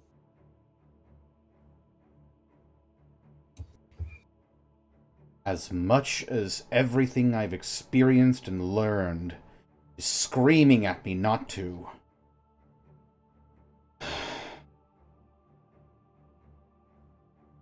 We truly do have an ally in the Hells. Say it's worth taking the risk to trust them. But we should remain especially vigilant. Oh, if they try anything, they'll be smited. Don't you worry. Hmm. So of the Your three, orders, Commodore. of the three paths that we've been offered,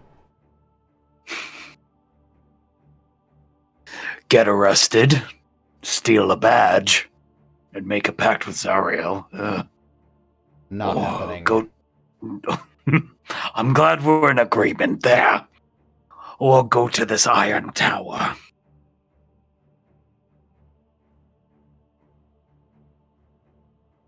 I would hesitate. We will end up at the Iron Tower if we get arrested.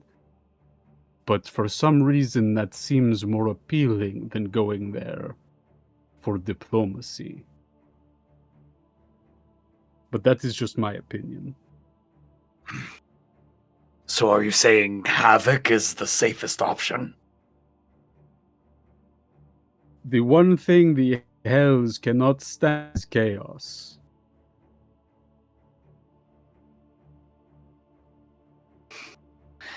The biggest, toothiest grin just begins to just appear on Hakka's face.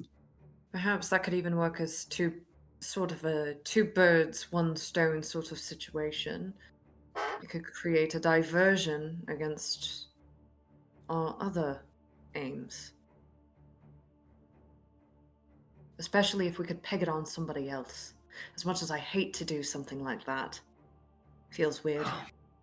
I know this is a stupid question, but And I'll turn to the guide. are there any innocent bystanders in hell? Specifically in Dis where we are? If anywhere, it would be where I mentioned before, the Fetters, the Petitioner's District. It's also... I do You not would want to hurt any innocent people.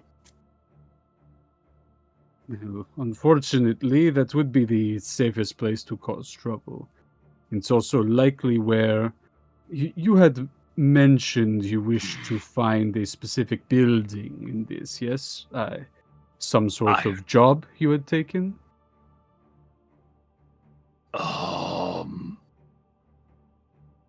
God, remind me. We did have your we deal did with have to Kylie. we did have to kill Right. the devil.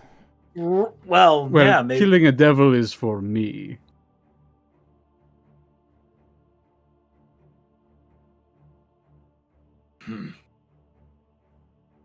Maybe in the process of killing that guy, we cause enough havoc.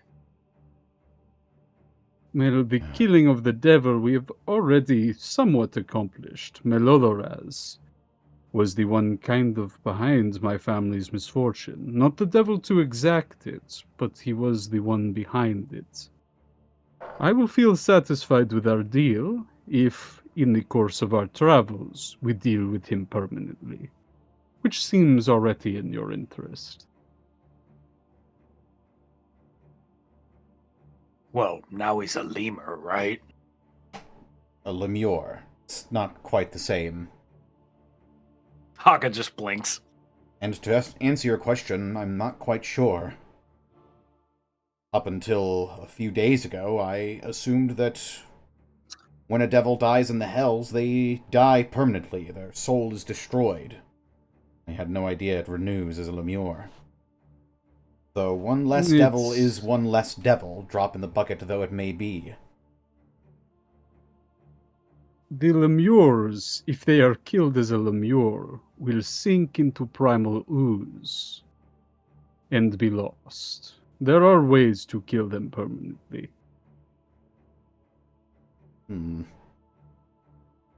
I apologize for my misleading information.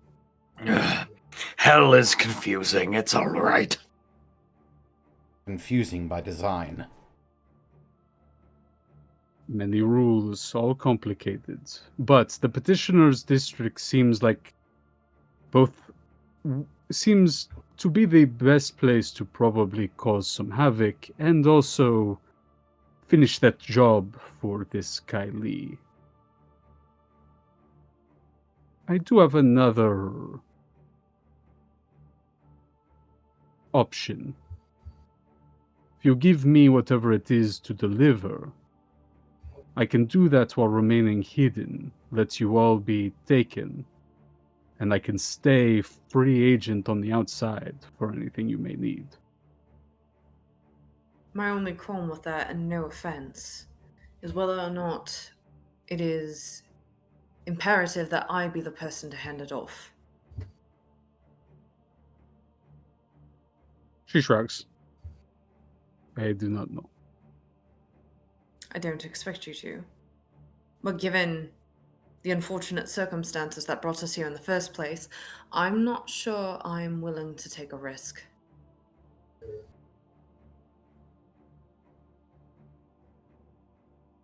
Well then, into this we go. Do you have a plan then, Commodore? Seems like everything is pointing towards us taking the first option. Wreaking havoc and getting arrested.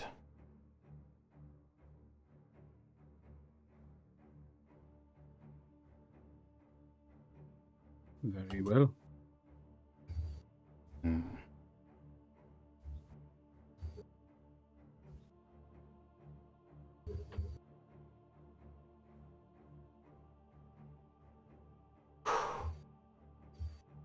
All right.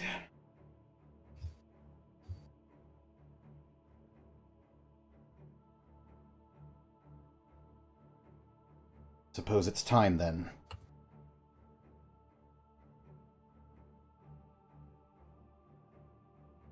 Who places the last thing into the socket? You can physically move it there if you wish.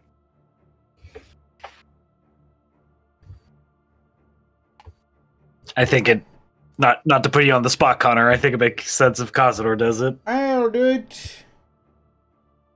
Grabbing the final piece and slotting it into place, a swirl Whoa. of colors suddenly appears. A whipping, whirling, warm portal opens up and begins to almost pull towards you. You take a half step up into the recess, and you all watch as Kazador is consumed by flame. All of you follow? Oh no! And yeah, Kazador, the flame is not painful. It is almost like a warm, tickling sensation. And as you arrive on the other side, it's like all the heat from the fire you just stepped through has been poured into the solid iron that your foot touches. It takes moments for your shoes to start smoking under the heat. Shortly after Zaya steps through, do you protect yourself, Kazador, or do you protect someone else when they come through? Well, Kazador is going to cast protection from energy on himself first and foremost. All right, you cast. His shoes are on fire. Yeah, the protection goes. Zaya nods at you and is like waiting at this portal with like 2 potions at the ready for 2 people who come through and are not prepared for the heat. Who's next? I will not take the potion. I will cast protection from energy on myself and Protection from energy. go through. Vex and Xoruk step through choosing it fire. Next. Hell yeah. Actually, I'll choose ice. No, fire. Hey, Zan, would Xoruk consent to hand holding? Lewd. Absolutely. What the fuck? We're in hell where the sinners go for holding hands. Yeah! You understand? That's Holding true. each other's hand, Vex, you raise the shield, and almost like a cool breeze, like a winter wind coming off of a north mountain, kind of rushing off the edge of the shield, provides a constant cooling effect around the two of you. And while it is still hot and oppressive, Vex, for you, it's very different. We'll get to you in a moment. Rot, you stepped through last? Cedric? Oh, I just saw they're muted. I will assume. Sorry. I forgot to you're all unmute. Yes. Yep. You step through. Zaya immediately hands you one of the potions and would kind of press the other in Xoruk's hands just in case. And kind of nod at the two of you before looking around. Again, we'll get to you in a moment, Vex. Zaya begins to kind of squint and put the hand over the eyes to protect from this oppressive orange-red light from above.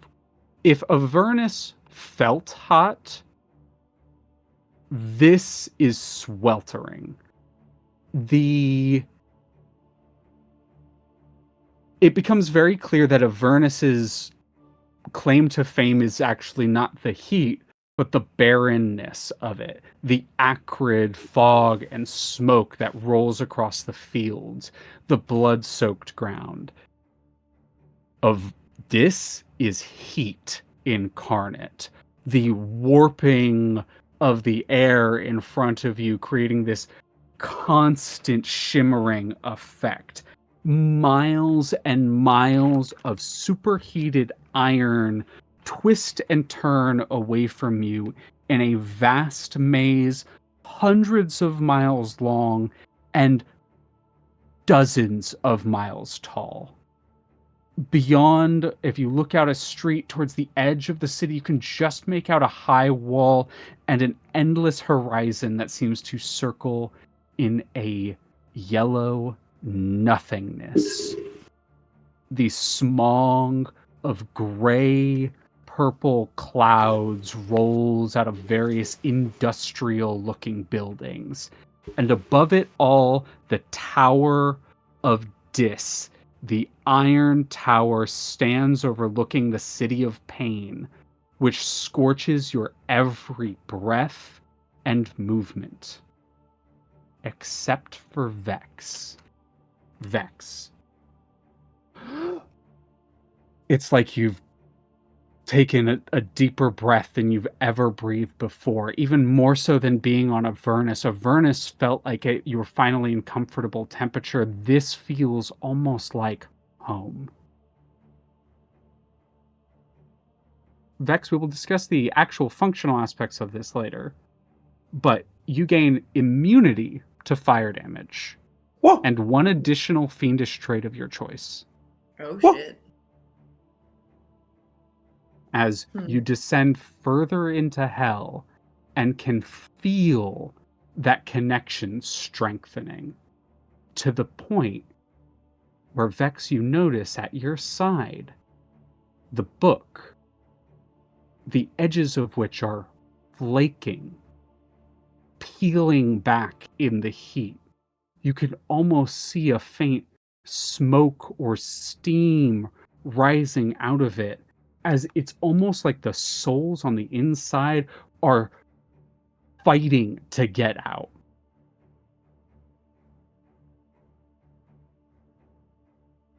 How does Vex react? There is a pause. They're looking at it. That's for like observing it. Because I mean, to that point,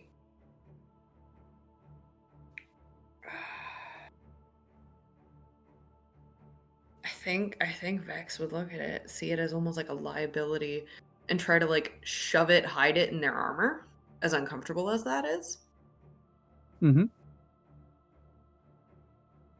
You kind of shove it, hide it in your armor, not quite sure what it is. The smoking seems to die a little bit when it's fully covered. There is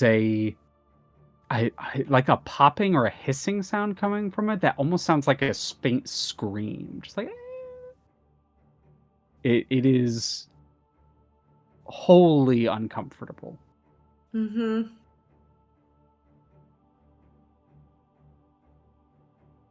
Zaya would kind of hold out a hand and look around before pointing in a direction. Over there, you can see the smoke. There's less coming from that location. It's the most likely direction of the fetters. Follow me. And begins to speed off in that direction. I assume the rest of you follow? Yeah. Mhm.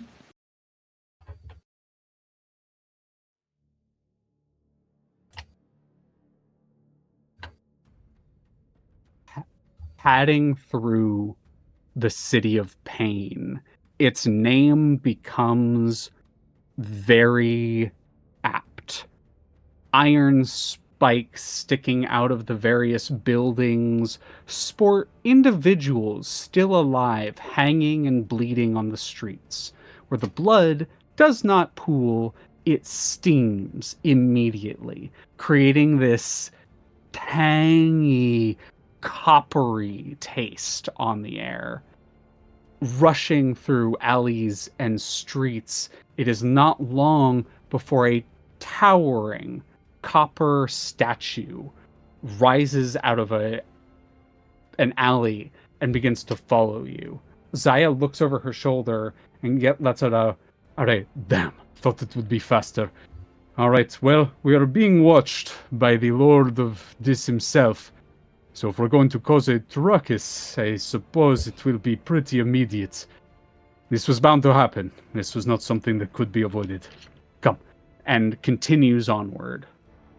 Does anyone wish anything? Moving forward into the Fetters, the Petitioner's District, you very quickly see what Zaya was referring to. For a moment, it almost reminds you of the Grand Bazaar in Sigil.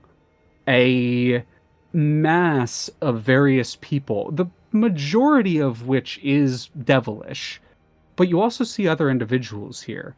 Almost like an open-air market to an extent, though you see that for a lot of them, most yurts have been set up. Heavy layers of tanned and treated leather placed on the ground to allow people who are not of fiendish persuasion to be able to stand on for periods of time and discuss deals or trades. You see what are likely doomed mortals in a line to speak with a very, let's say, well taken care of devil who relaxes on a palanquin and has a couple of others doing deals for them. Various goods are being sold from traders. You see Ifriti from the Plane of Fire, which seem to be dealing with other individuals in chains. You hear the screams after people get taken away into various buildings as the chorus of hell around you grows just a little bit louder while you're in this market. Zaya will look around. Okay, give me the piece of paper, the directions that were given to you by your person, so I can guide you where you need to go. Alright. Vex, I assume you are the one who has Kylie's missive. Passing it over to Zaya, she sort of swiftly reads it over before nodding this way, and would kind of pull you off to the side. There's a couple of turns. You would notice Hakka and Rot. Zaya makes a face when she sees the directions, like the description of the place on the paper. She makes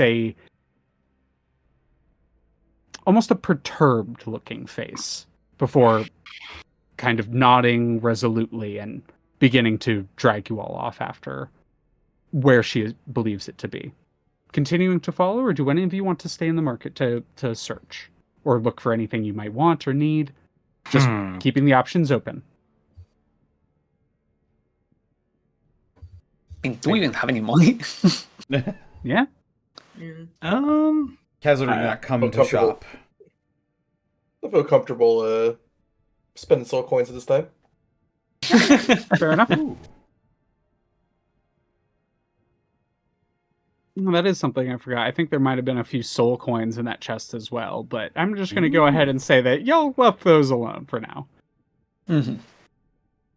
That was just my bad. I didn't even think about that. There probably would have been. Zaya moving Fine. forward drags you to almost like an archway, a pavilion of a kind, leading to what could be described almost as it's like a garden or a park. The moment you step past the threshold, the temperature drops significantly, as if stepping out of a sauna into the cold winter air is almost the change in temperature, though it is still a comfortable 60s, 70s in Fahrenheit or high 30s in Celsius. And in here, Zaya looks around with almost a snarl. You see fruit trees and individuals walking around in less clothing than they likely should, and on the far end, various acts of debauchery can only be imagined about as a swaying individual rocks towards you, their plump body well decorated with gorgeous looking jewels and gems. They are dressed in revealing and comfortable looking see-through silks and satins before striding up to you all. Well, welcome to the paradise in hell. How can we help you today?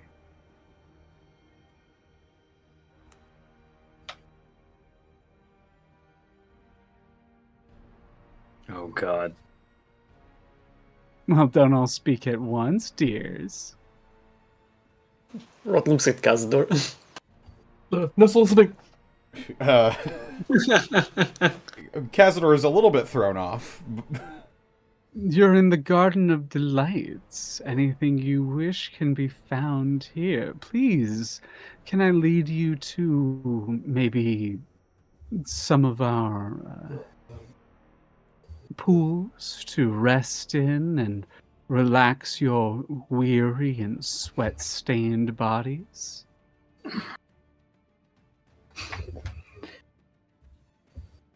Remind me There's what just a flat Sorry. Go for it. I was gonna say there's just a flat expression on Vex's face when the person says that. This is supposedly where you're supposed to deliver the package for Kylie.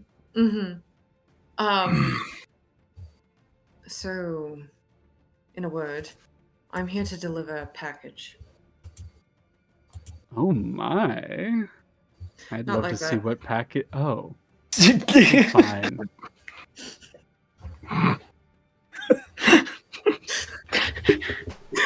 Sorry, pulling myself together. No, yep. I mean, you, that was perfect. You sent me up for that perfectly.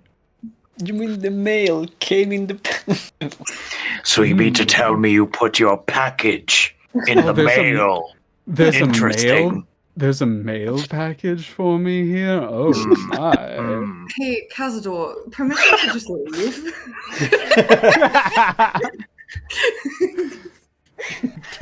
Kazador like jumps when his name is called, like he was trying to stay small and hidden. Hello, welcome to the Garden of Pleasures. You want to go check out Dildo Mountain? We should fucking leave. Vex will physically pull it out and say, It's like that one Zootopia animation, you know the one. Oh my god. Oh god. Leah.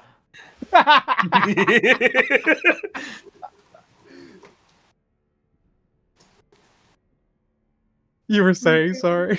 Are we good? We got it out of our system. Are we ready? Yeah. We're gonna summon Bracky any minute. God. We pull out the parcel. We pull out the parcel. The box. I mean, you still allowed. Oh, they kind of sigh when you pull out the actual like physical thing itself. Oh, thing, package, box. God damn it! Sorry, When we're you- on business. When you pull out the official delivery and just kind of rolls their eyes in a somewhat disappointed manner. Business not meant, and you're not here for pleasure. How disappointing. Very well, we have been waiting for this. This is from the broker in Sigil, correct? That would be correct. I will mark off that your delivery has been completed. As a result of arriving here and doing so promptly, I will say, it was some of the fastest delivery time we've had for a delivery here. I couldn't interest any of you in a discounted stay, of course. Discount. Yes, we Same would brain cells. provide Yep. half off from the usual price for you to partake, and gestures behind them.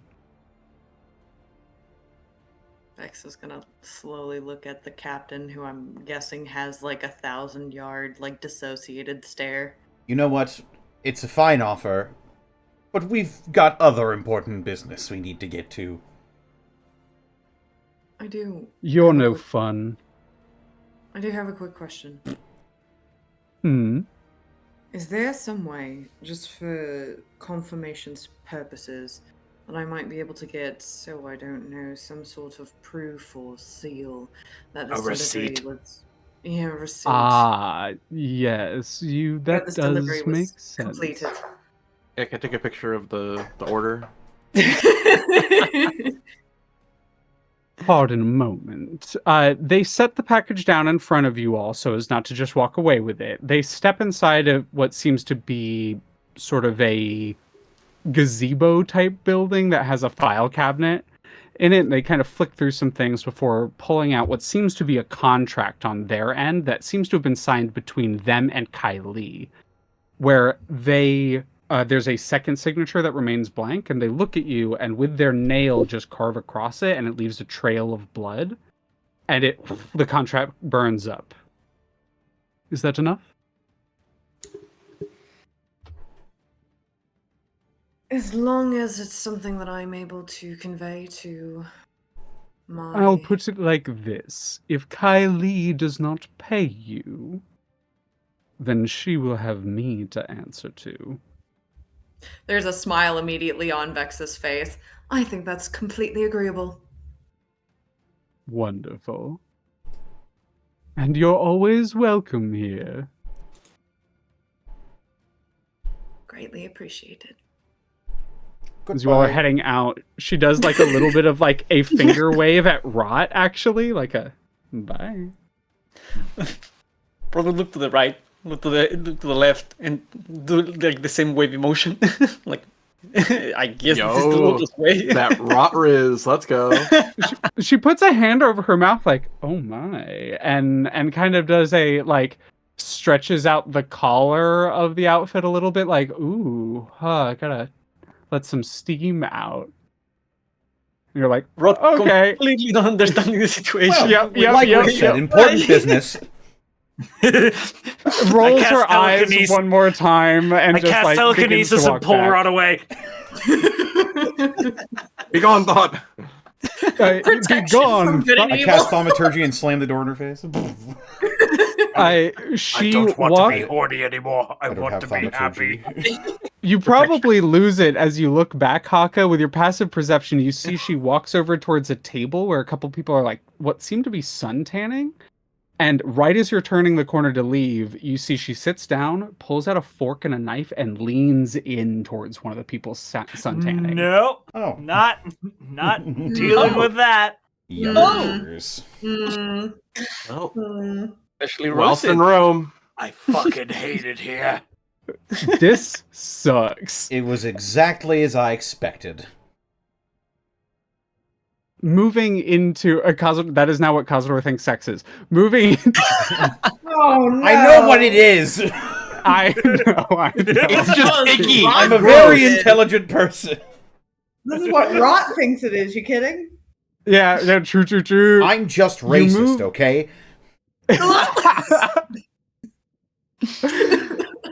Moving back towards the fetters, We have to burn this entire city to the ground. Zaya already has a burning. very uncomfortable expression on her face, as kind of mimicking the party, I think, very much so there. Before gesturing out toward, would pull you probably towards one of those leather tanned spots where you can step up off the hot iron, because even though with the fire resistance, it's still uncomfortably hot. Like grabbing a pan out of the warmer, it's not quite enough to burn you, but it leaves your skin kind of red and sensitive afterwards. You stand here and Zaya kind of gestures out at the open air market of the fetters. This is likely the best place to cause trouble. If you were to start a fight elsewhere in the city, it would get very dangerous very quickly, but not in a way that would be... How do I put this? We want to Productive. cause a ruckus. Yes, we want to cause a ruckus, not bring down their best warriors upon us. If we were to start problems elsewhere, it would be interrupting the supply line for the weapons for the Blood War, and that is not permitted here. So, I'm sorry, Hakka. We can try our best to avoid any potential innocents, but we are in hell. Not saying everyone who is here deserves to be, but we have to pick our battles. Whenever you're ready, gestures around. Well, give them hell. I'm double checking the thing really quickly. Because I have a thought, I have an idea, but I want to make sure that I can do it. Oh, they have plenty of thoughts here. Yeah. I know. We just hell. saw one. Yeah. Yeah, we sure did. Yeah, that's what I thought. Okay, so there's a spell that I was eyeballing. That I could potentially use. Potentially. It's a warlock spell. Yeah. It's a 3rd level spell. It's called Yeah. Enemies Abound. Okay. Oh, so boy. here's what I'm gonna say. I had been debating a little bit whether or not to do a combat here, and I think that this is gonna work better if I do what I've referred to and what we kind of did when we were traveling, what I like to a resource exercise, where I'm gonna go down the list, I'm gonna ask you all what you do here to cause havoc, and the more resources you spend doing so, the more successful it is. I have a certain number that I'm trying to reach, and we'll keep going until you guys successfully cause the havoc that is needed. Sound good? I did. Hell yeah. All right. In which case, we're going to go through via the same initiative we were using earlier, just to keep things simple and slick moving forward. Let me make sure I have... Did I put the initiative in the wrong spot? I apologize. I just had this and I don't know where I put it. There it is. Xoruk, you first. All right. Well, I suppose Xoruk would just simply walk up towards someone who looks particularly rich and just punch them square in the face. As I described, there was that devil that was just kind of laying back on a palanquin while there was a whole line of people that were coming up and to make deals with them. And they're just sort of laid back, very relaxed, and you just start to stride up to them. I'll give you a choice here. You can spend no resources and just do some combat. It'll be a roll, and you'll get a certain amount. Or you can take damage during this. And the more damage you take, the more successful it is.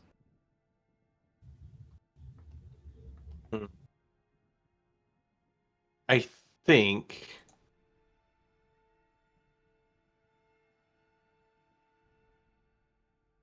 think he will openly shout out in Infernal, "Forte gone! I'm the Queen of Chaos!" and try to open up just punches. You know what? Fair enough. I am. So this is He'll take damage. okay. Yeah. So you are going to take damage. You're just like adding some fucking flavor to it. Hell yeah. So you can roll me. You can roll me hit dice, as many hit dice as you want. You'll take damage in the amount of each one, and I will be adding it up. So it's up to you how much damage you want to spend here.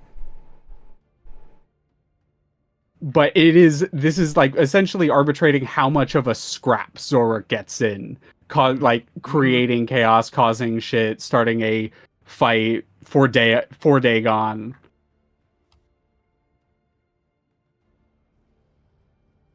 So I leave that up to you how much you want to spend, and I will mark off however many that is based on the amount. Not telling you translations, but you get the picture. While you're rolling that, Rot. Rot. It's rolling. Rot. 102. Oh, you spent 13 hit die. Oh. I have 0 hit dice left. Yep. Okay. Fair enough. So I take 102? Yeah, you take 102 damage. Excellent. That makes my math very easy. You fucking Omni-Man, this one rich Wait a Paladin second. You guy. had 100 and... Do you have 69 HP? I don't, unfortunately. Oh, fuck. I was Leah, I was trying so hard.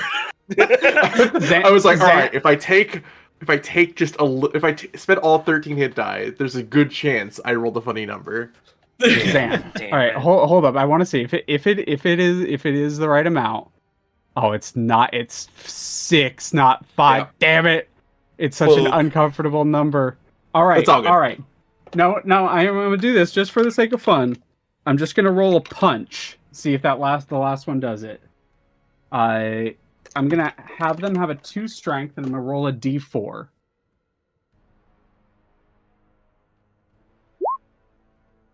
Damn it! Do we get to 69? No. It is unfortunate. All right. Regardless, Xoruk gets in a knockdown drag out fight. Rot. Yeah. Rot looks around, see the chaos that is starting to happen, and looks at Kazador and says, "Remind me, how bad do we need to make this?" Not bad enough that they send their best warriors after us, but bad enough that we get arrested. Okay, so not the nuclear option. Certainly not. You see as an idea. What's nuclear? You clearly see as an idea was in Rod's head for this, and the plan is changing. What was that, Cyrus? I was just going to say, I need you to know, Citric, that Max is shooting Rod a look of just like intrigue, but also fear. Huh? Just wait till it gets to my turn, because I have the dumbest fucking idea. Go ahead, Rod. Sorry for interrupting I'm again. Sorry. No, you're good. Rod looks at a point that seems to have a lot of different, I guess, stands and stuff like that. In idea, the best guarded one, and Rod is going to close their eye, point the black bead from the star forward as they are once again conjuring the image of the Eye of Doom, which by now they've pretty much made a focal point for a lot of the things they have done, the way they have grounded themselves and channeling the same connection. Rod is going to cast Reverse Gravity. Oh my god! Okay. A section of the market, goers in the market, stands, equipment, you quickly start to realize that all of it had been placed upon the iron ground, and very little of it is actually held down because the ground itself is made of iron, and you can't really drive support stakes into iron ground easily.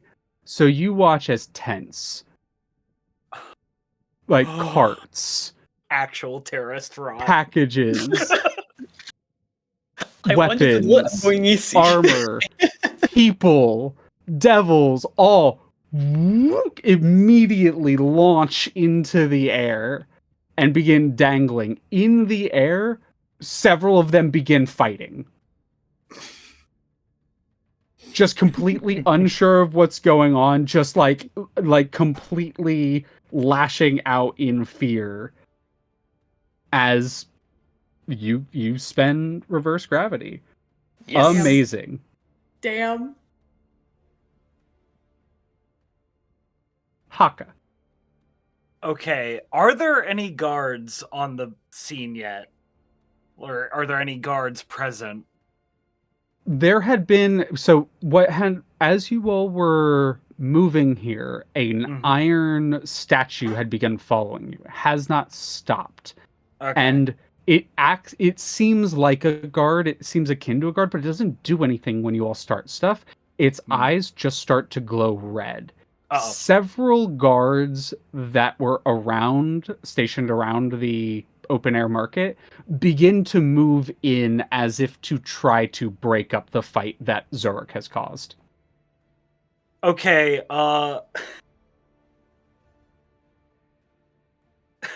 God, this is so stupid, but it's the one thing I thought of in the time that I had. Hakka looks around the chaos unfolding, and I try to pick out, like, basically two guards that are next to each other. I will cast Sending to one of them,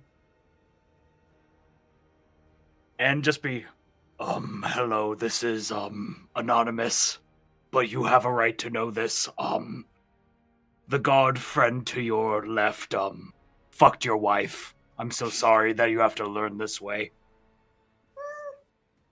All right, I want you to roll a D100 and call high or low, and this is going to determine something else. Yeah, he might be into it. Yeah, I don't know. No. This is like that's the D100. Call high or low. I'm calling high. That is not high. God damn it! That would have been a divine intervention. Oh well. You do get a response back. I know. Damn it! Damn it! He knows. You can continue if you want to do something else. I'll let me mark off the sending slot. That one like turns, seems to have like, you know, put the name and or put the like voice and the face together to an extent, and that like kind of points at the group of you. You want to do my wife, Hakka? Be my guest. Be my guest. I don't have a problem with it. Wait. How do you know? Oh no! Oh no! Yeah, it's I know. Wait, kind of look exactly that. How? Inquiring minds. Does he pick out that I did it? It seems he's looking around for whoever did it. Damn it. I mean, if you call out, he'll recognize your voice.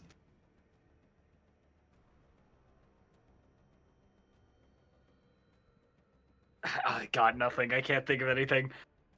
Is there anything else you want to spend or do? Like, you can just join the fray with Xoruk.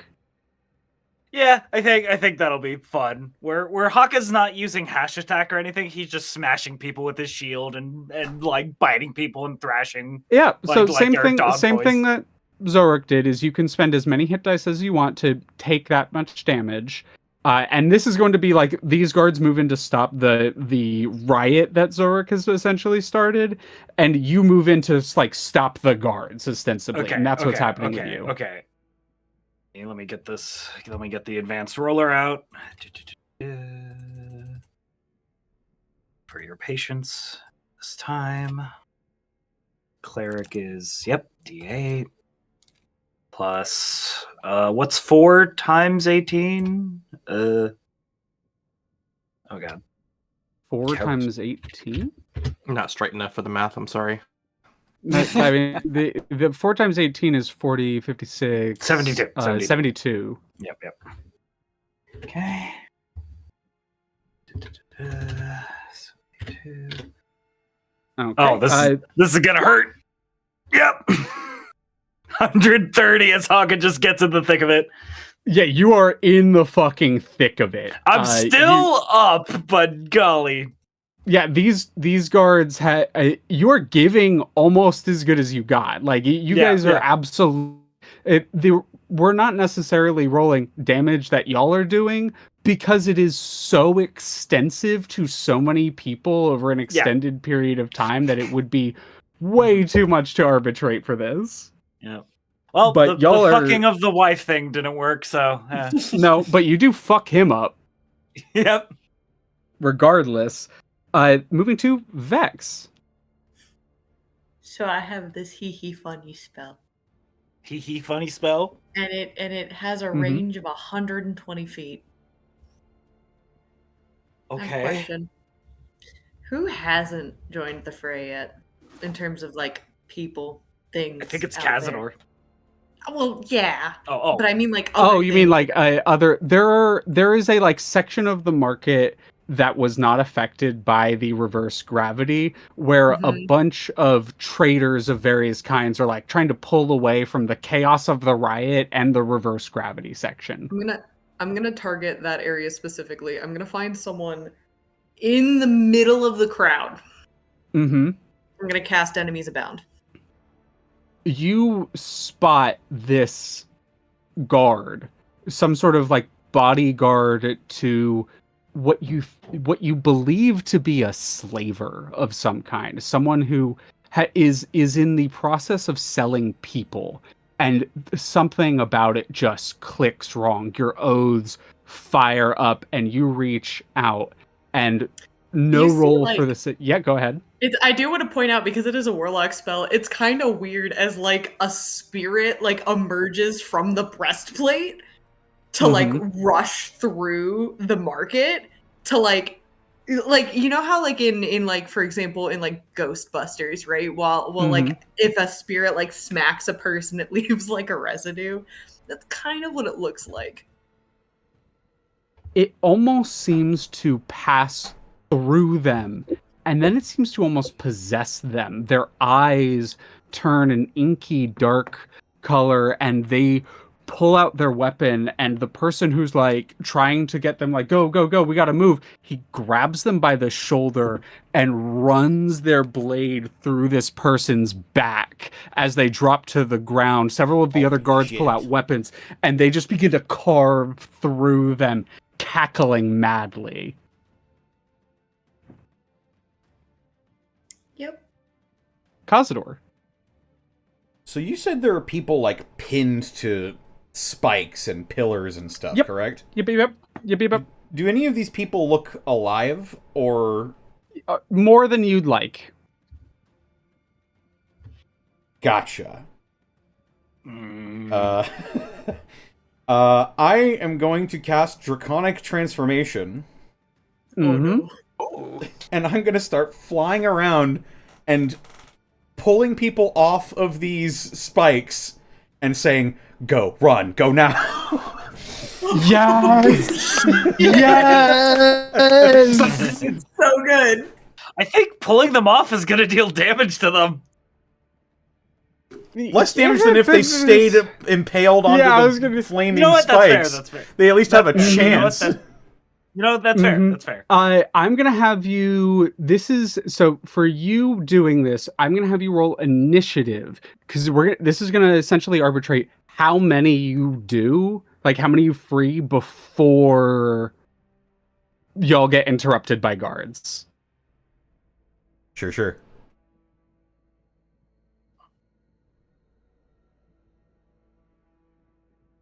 Oh, it's coming. Coming up. It's going up. It's dare. It's coming up. It's dare. Fuck. 9. 9. So it's not bad. You believe that you have freed minimum of a couple dozen people as you rush around pulling them off of spikes. When guards come in, you with your breath, and that's more the reason why you don't get to more, is that when you release them, people go to stop you, and you defend them for a brief period of time, ensuring that the ones that you do remove that have the greater chance. And you don't quite know if that portal that you ran from is still open or not, but you point them in that direction. And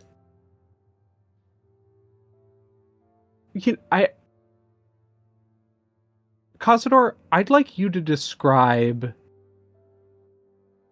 maybe one of them for us, like a small interaction, a moment, someone you pull off. Maybe it's personal to you, maybe it's completely random. First thing that comes to mind.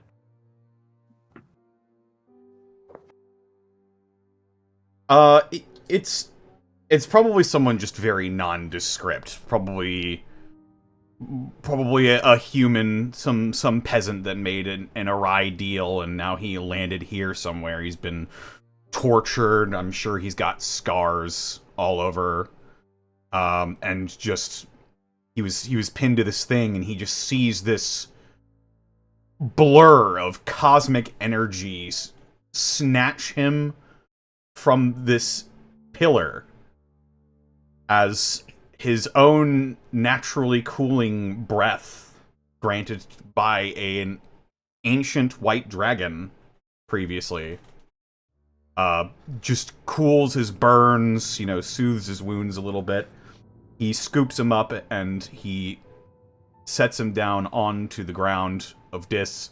Not sure if he has any shoes or anything like that, but, There's the burning sound. You see him flinch, but he looks at you and he looks around. And you know what? I cast protection from good. I cast protection from energy on him as well. Hell yeah! The pain, the relief from the pain immediately lets go. They look at you, and for the first time, looking in the eyes of any of the people here in hell that have been forced to be here, that you know aren't devils, that are here as a part of raw cosmic luck, looks at you with hope before running off into the streets for a fate that we do not know, but was given to him by Kazador. Mm-hmm. He just sees a moment. Kazador just sees a moment of chaos ensuing, and his instinct is to restore balance. And in that moment, you pause before turning back and trying to get to as many others as you can. Then, crashing sounds. Iron statues in the shape of large, twisted, grinning devils begin to slam into walls, moving with a speed that is uncanny, bouncing off of the iron walls to arrive here as quickly as possible. Multiple different groups of guards showing up with various arms and armor, and amongst them, a huge, towering, probably pit fiend-sized, over 10 foot tall devil in swaying, tattered, scorched, but really, really sturdy looking armor, a flowing cape off their back, and a minotaur-esque like appearance, despite their devilish form that still has the bull horns, the whipping tail, the red furred legs, looks around and sees the group of you, narrows their eyes, moves in with a deadly intent. All of you ready yourselves for battle before their voice appears in your head. Stand down. Friends of Lilith are friends of mine. But they move, that is what you hear in your head, but they move towards you still aggressively. They don't slow their movement at all. One by one, they pick you up. Are there any resistance? What do you all say? I would just like to imagine Hakka's got like an imp or something in his mouth and he's just playing with it like a dog would with like a dog toy. What is that in your mouth? Spit it out! Drop it! Drop it! Reluctantly, Hakka drops it. A little imp with like a little vest on and a tiny like little Newsies cap pretty much goes, "Hey, what are you doing? What the fuck was that? You put me in your mouth and you can fucking dog you." Oh my god. This is New Jersey. Before flying off really pissed off. I got no respect on here. This guard, this leader of some kind, a very clearly decorated military individual, like hits you in the gut, Hakka, to spit out the imp before kind of pulling your arms behind your back and placing manacles on you. Mhm. Does anyone else resist, or does anyone else want a scene or a moment as they do so? One would put both arms in the air and just say, before you do anything, if I break concentration and points to the area of reverse gravity, all of that comes down, crashing.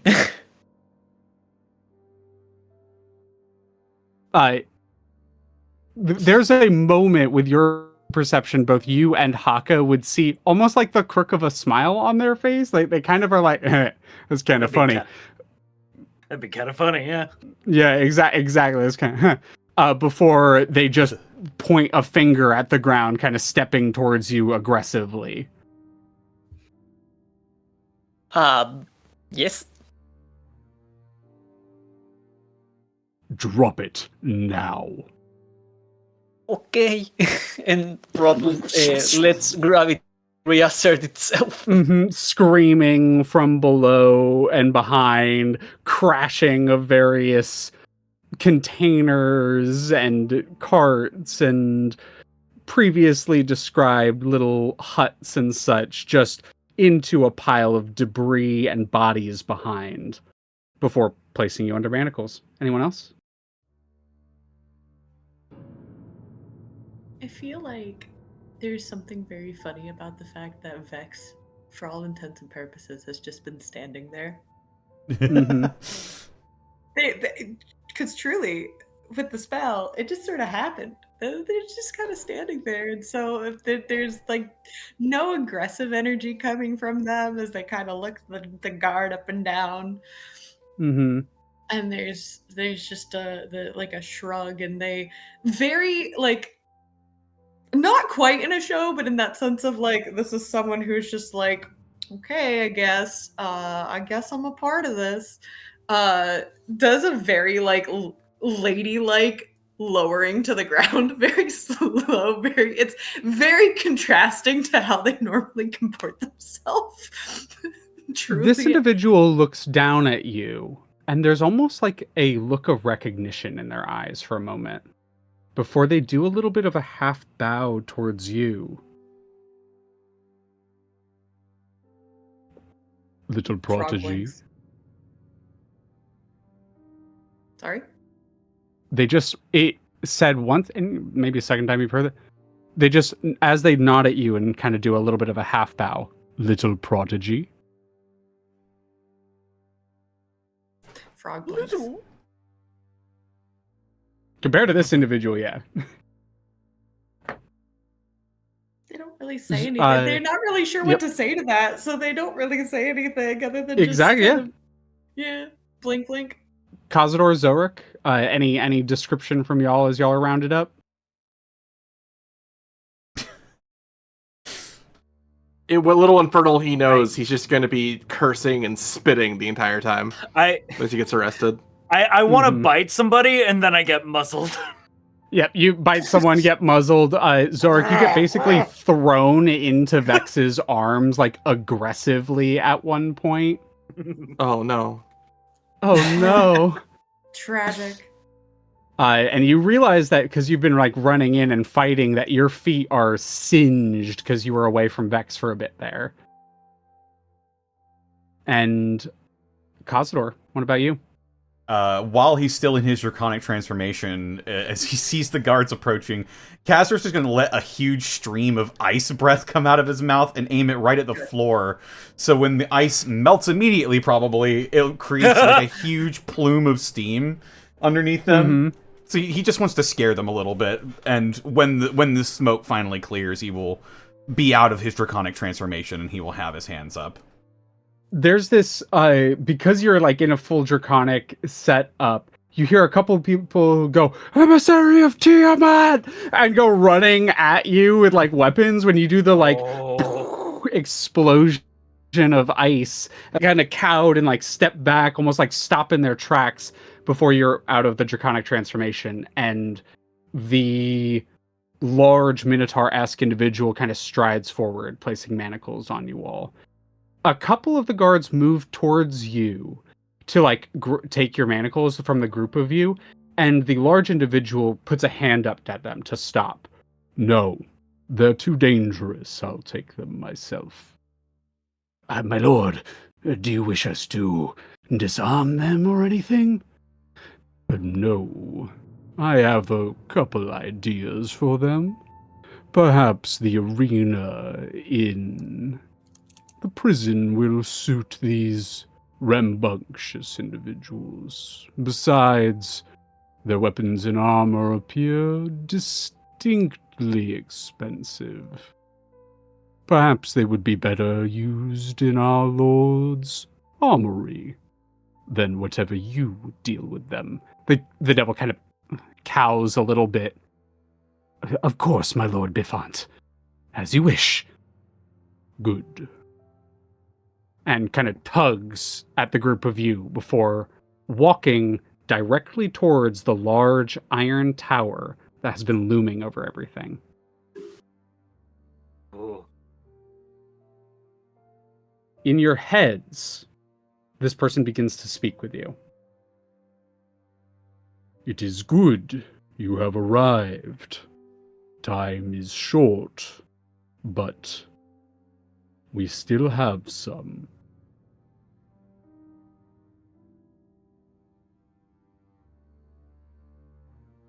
Who are you? I am Lord Biffant. I am a... Almost seems to pause as if considering their words carefully. I am a provost. I am in charge of the staff at the Iron Tower.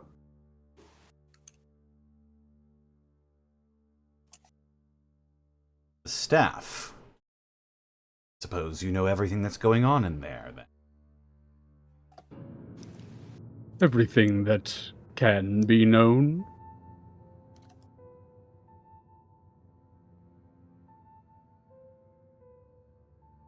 We have moments to speak. Questions before you arrive in Mentiri. This was perhaps not the route that we would have wished you take. We will not be able to speak as openly while you are imprisoned, but Lilith has devised a plan to inform you all of what is happening.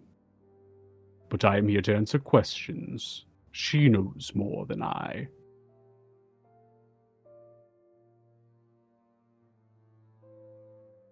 Where exactly will you be taking us? Mentiri. It is a vast prison underneath the Iron Tower. Known as the Bastille of Flesh in cases. I will be taking you to more likely the Bastille of Souls. But not for long. Merely to hide you there. You have managed to make it this far, with very few knowing who and why you're here. Quite impressive. You haven't seen anything. They pause and almost look over their shoulder. That is what I'm hoping. Before continuing on. Anyone else have any more questions for Biffant before arriving at the prison proper? Not on Rodsend.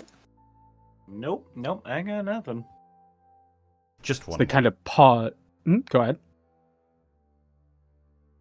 What is it you're hoping to gain from all of this? There's a pause. They just walk. You're not almost like not sure if they heard you. They don't even acknowledge for a moment. Security. Change. Change is not in a devil's nature. And the change that is coming, I wish not for.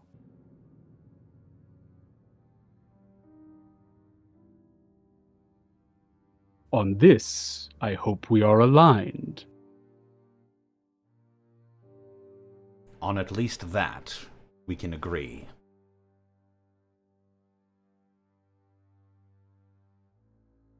Good. Then, and they kind of stop, pause, and all of you kind of halt before they turn a corner. Blast. There's been a change of guard. The current stationed at the entrance is not one I trust.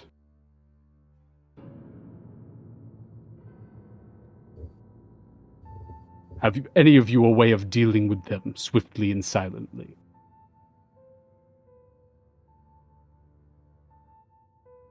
Xoruk. I could cast Holy Weapon on Xoruk's weapons. You can get me close, I can take them down.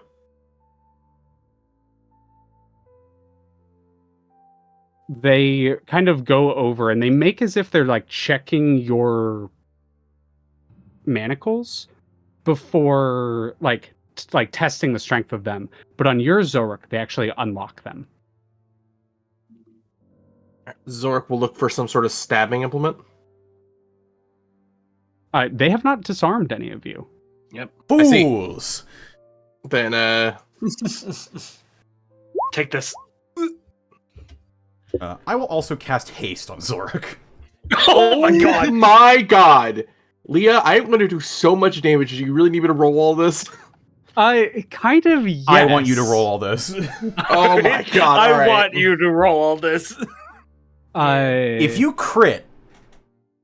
Sorry, I'm when going you to crit crit... automatically. When you crit. Sorry, when you crit again... This is gonna be stupid. All right. Can't wait. They begin to lead you into towards the prison proper. And you notice that kind of seated and stationed at the entrance of it is sort of almost like a podium of some kind where they are intaking individuals as they're going in and out. A rather perhaps shorter than you may expect devil that Kazador you recognize. It is the same type of devil that Winter Glory was when you fought them the first time. Oh shit! Damn. Do you recall? And need to. Yeah. Yep. A Very well strong. stationed. Mm-hmm.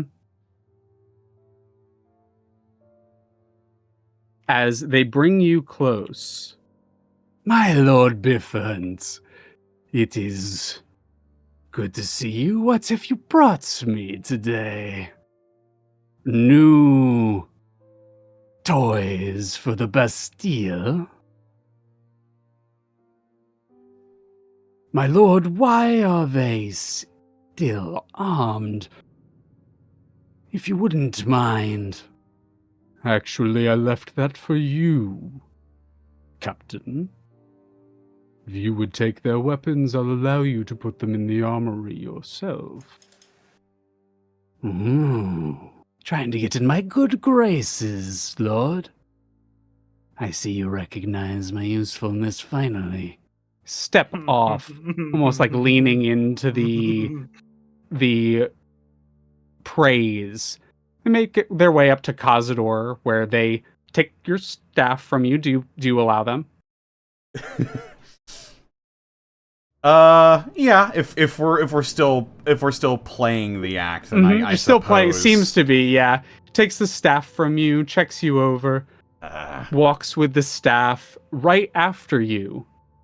The first mate, Xoruk, moves up towards you, and they begin to move towards where you're kind of feigning the manacles being held, and they begin to reach for a dagger. Xoruk, what happens? Do you want me to roll attacks, or do you want me to just Roll describe? attacks. Okay, because I don't want to say what happens, and then I miss. No, yeah. Roll attacks. Roll attacks. You do have advantage because this thing does not know it's coming. So that's a crit because it hasn't acted in combat yet. Oh yeah, has not acted yet. You were gonna say, Kazador? Never mind. It doesn't matter now. Oh, this is all kind of happening narratively. So if you wanted to do something quickly before this happened, it genuinely wouldn't have mattered. He already has advantage, so I just remembered a thing I could do as a hobgoblin. Oh yeah. Very helpful thing. Mm-hmm.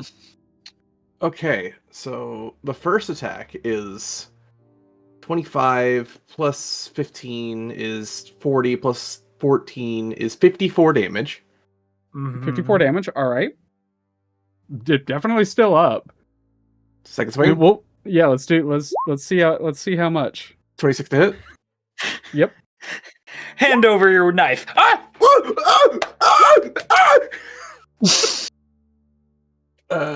Plus, let's see, that is 41 damage. Oh my god. Okay. Yep. Keep going. You don't. What I say?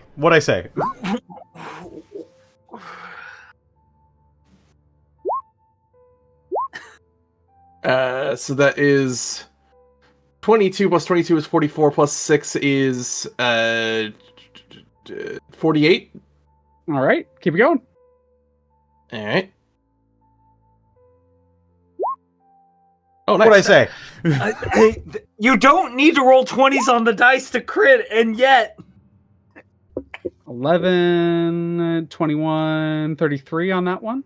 Yep. All right, keep it going. All right, and so that was the we're keeping track of the total damage, right? 2, 3, 4. So that was the offhand attack. This is the haste attack. Yeah, haste attack. 31. Yep. Stupid. Let's see, 11 plus 24. 24. They are hanging on by a thread. All right, well, action surge. Alrighty. Again. 28. Yep. Oops. Plus, I forgot to. I've also been neutering some of the damage. Fun. So additional d6 plus. Holy weapon crit. Oh yeah, the Malar's the extra d6. Yep. Yep. So that. Yeah, 28, 31, 36. Mm-hmm. Alrighty. They are in, for the sake of fun, they're in death saves. We're not going to give them to him. That's auto fail for 2, and you can roll damage if you'd like.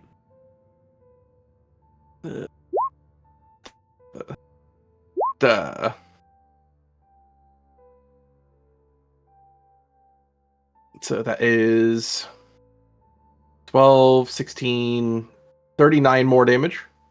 Alrighty. And then last swing, I think. 2 failed death saves. And the last 2 failed death saves.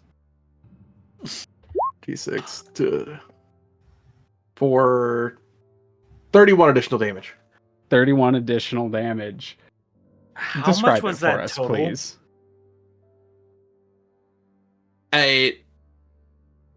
As he goes to grab onto Xoruk's hand, a cut into his left wrist, then a slash at his neck, then a quick stab to his stomach.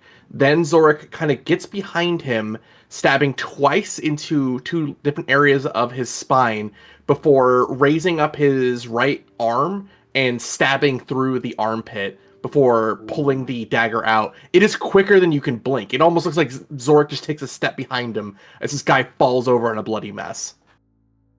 Before he completely manages to hit the ground, Biffent reaches back and grabs the cloak before sliding him towards Biffent.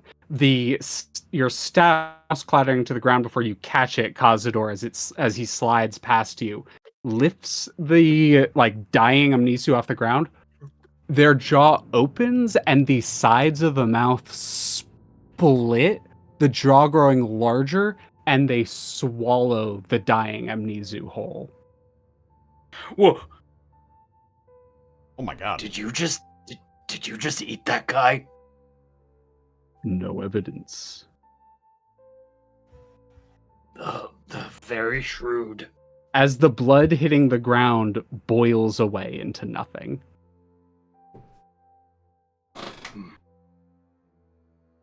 Looks at you, Xoruk. And there's... Xoruk, I don't know if you've ever seen a devil express fear before. But you can see it in his eyes. Would you say, if a devil could feel fear?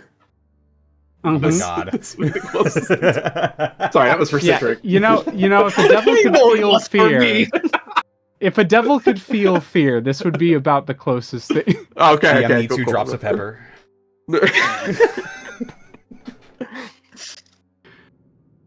As you are led into the prison proper, a couple of guards you pass along the way immediately pull up to the wall and bow, letting Biffent just pass and lead you through.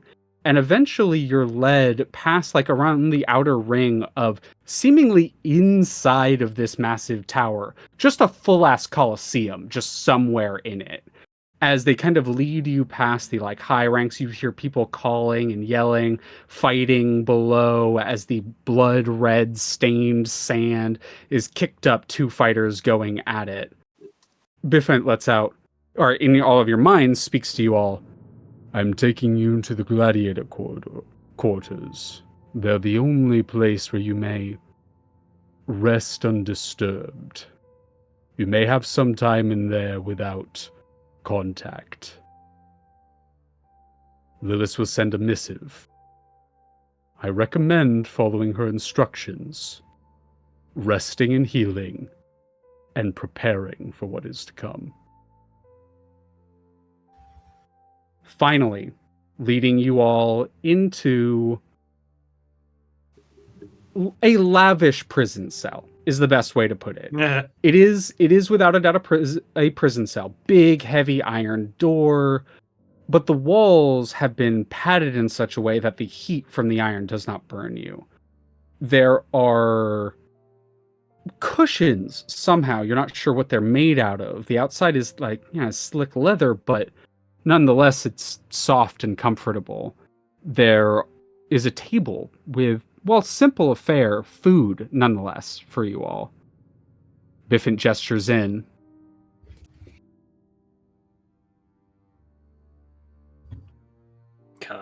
Go in. One by one you enter, and the door is shut and locked behind you. You all are left alone for a moment.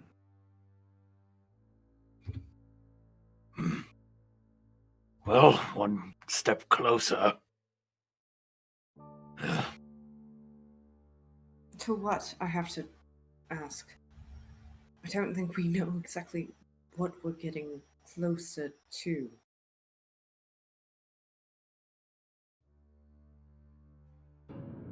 Ideally, having you no longer being chased. I might be wrong about this, but this entire war is so big. I just care that you're safe. And I greatly appreciate it.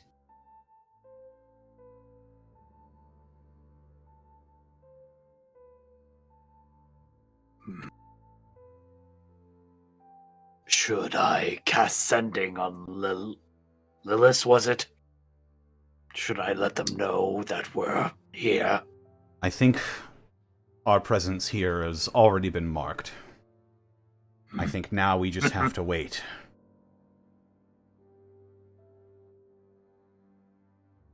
Was I a little too much? No, I don't think so at all. I think we did what we've always done, really. Came in and we're a bunch of homewreckers. I'm starting to get why you named your ship like that. He smiles and just a very genuine smile. That we were.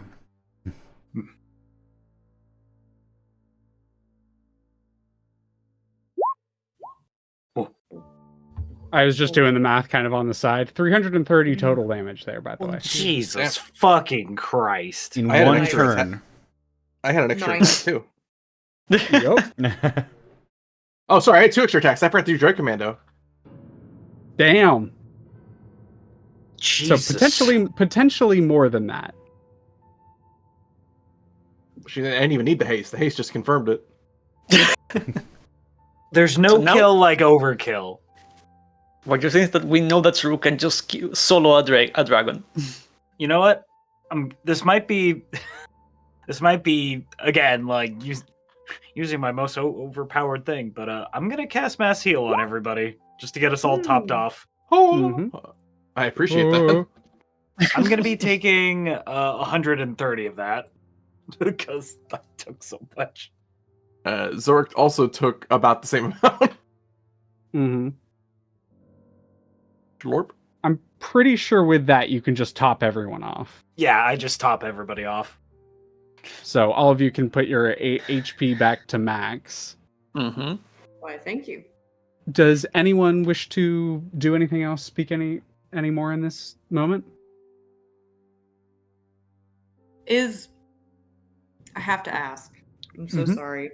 Are my Mhm. titties still smoking from the book? I'll tell you. So if you have It's a hell of a left the thing book, to. yep. If you have left the book there, Mhm. I love that we've talked about Vex's titties and member in the same session. Perfect. Mhm. If you have left Versatile. it there, there is still a little bit of probably like steam and smoke coming out of it. Mhm. But it is. Yeah, I would say it's not like aggressively smoking, but if someone were paying attention, they would see a little trail of steam almost coming out from it. They kind of do that thing where, like, when you pull at the collar of your shirt and you look down for a second, and then pat it.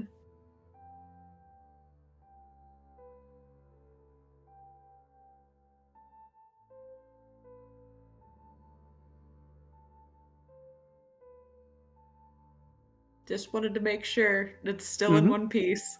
It's still in one One piece, piece. but it definitely seems to be literally fighting with the air it's in, the space Yeah. it's in. It's almost like Yeah. the place where you're at is trying to drag something out of it. Yeah, that sounds about right. Nonetheless, time begins to just stretch. Minutes turn into hours. Hours into a day. Oh wow. Days into, I think, 2, 3. Do any of you have a good sense of time? Like the passage of time? I think, Kazador, you almost have a perfect one, correct? I literally have a pocket watch. Yeah. You literally have a pocket watch. Keeping time, you spend nearly 5 days in here. Jesus Christ. So You are I guess hit given the enough long time. rest button. Yeah, you can hit the long rest button. You are given enough time. That mass heal was pointless. Hey, Well, for we the didn't know. time, you didn't know, and it was fitting. Yeah. Plus, you get it back on the long rest. Does anyone wish to do anything during this time? Did you any conversations that wish to be had? We can also put it off for potentially next session if you want it to be a bigger scene. But this is just kind of a general opening up of anything on the radar, anything y'all want to say happens here. I'd be curious. Does Xoruk keep a training regimen? Yeah, he would try to continue to kind of one part meditate, another part just kind of do basic calisthenics and push-ups, things like that. Rod will try to to follow that, just try to see if they can, and just general athletics, not Rod. Yeah, I was going to say, can you both roll me athletics checks?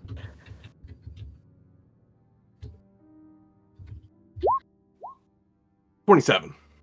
27. He's also very much Rot trying to show. You can tell Rot. He's also definitely trying to show off for Vex. Rot, you fully. So you do the thing that most people do when they get into working out for the first time, where you keep up with Xoruk on the first day, and you're like, hell yeah! And then the second day, you are in so much pain, like your body just hurts all over. It is the most mortal you have ever felt. Spends the entire second day in a corner. Oh no! Xoruk will not let him. Now that we're workout buddies, he's gonna drag him into. It is. You're definitely tired, but I will say, Rot, if you keep this up, perhaps it will have benefits. Rod will try within their limits. Alrighty. Won't have benefits here, but maybe in the future if you keep it up. Oh, for sure. You were gonna say something, Sarah? Sorry. Oh, I was gonna ask a very silly question. How lit is it in here? It's fucking lit. There's an ambient orange glow in the room, but it is not particularly. It seems to be coming from a ceiling installation of some kind that is made of orangish crystal, some sort of ambient light, but it is not pitch in here. There is some light. Because if it was, I was gonna do something very silly, but since we have light, I'm not super worried about it. Fair enough. I'm sorry to not give you the silly thing. It's okay.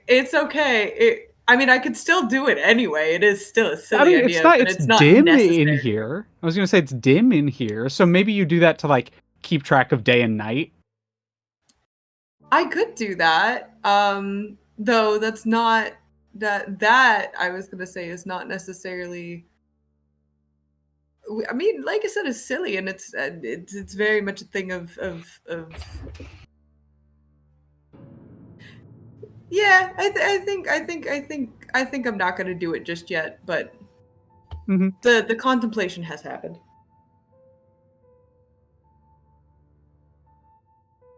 On any other moments? Any last little bits? Little bit. So Hakka, I pull out a chessboard. Oh boy. We're gonna be roll here your for a while. chess thing real quick. I'm gonna have y'all describe that, and I'm actually gonna use that to really quickly go to the bathroom. We're gonna have one more scene and then wrap it up, but I have just one more thing that I want to get to. But Play chess? You want to ruin friendships? What the hell? It's a good way to pass the time. Also, looks over at Rot. Didn't you want to learn? Ooh. What? Am I misremembering?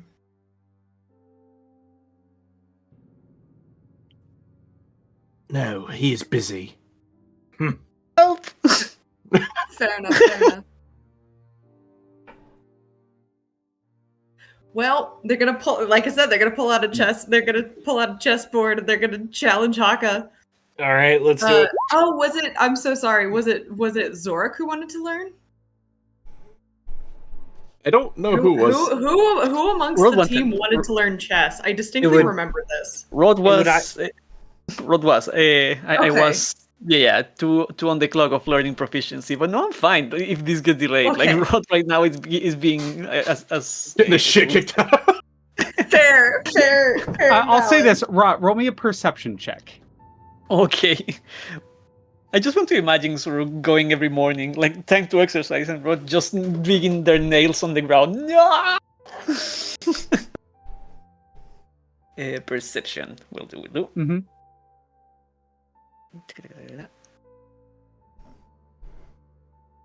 Perception. Perception. Why are you not rolling? 20. You may increase that by 1 just from watching the Whoa. two of them. Okay, where's my chest set? Where's my chest set? Where'd it go? Where's my chest? I put it in my proficiencies or tools. Yeah, you're watching two people who are pretty good at chess go back and forth. So you do learn some shit from it. Like you absolutely learn. I don't know is it for somewhere. I know that I put it in my tools at some point, but I don't see it here. So what would you like me to roll? Oh Just no! Found it! Okay. Found it! Hell yeah. Ooh. Oh! Hakka 2, Vex 0. I am so sorry. It's a very close game, but Hakka does manage to pull it out on you in the end. I think you probably have him on the back foot for a while, and it's as y'all are kind of finishing up this game. It's on the 5th day that on the door, a shink of a slide, one of those slots for food to come in and out of, thunk, comes through. Food has showed up over the past few days, and while all of you expect another set of what has ostensibly been bread, cheese, oddly bitter grapes, and that sort of water beer that is pretty common. Yeah. Yeah. Very, very, very low alcohol content beer just for the sake of keeping it Hydration. stable. Yep. Yeah. That's what you all expect. But instead, what lands in the room is a large, wide, very expensive looking metal dish with a lid on it. And what looks like a folded set of paper on top of it.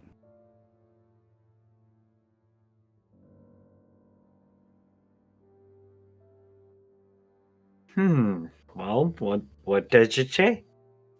You flip it open, and inside the piece of paper, kind of folded up, is a small lock of hair. Kind of coppery orange color. And the words, "One of you should be able to scry. Do so in this," and it gives an exact amount of time after this arrives. Ooh.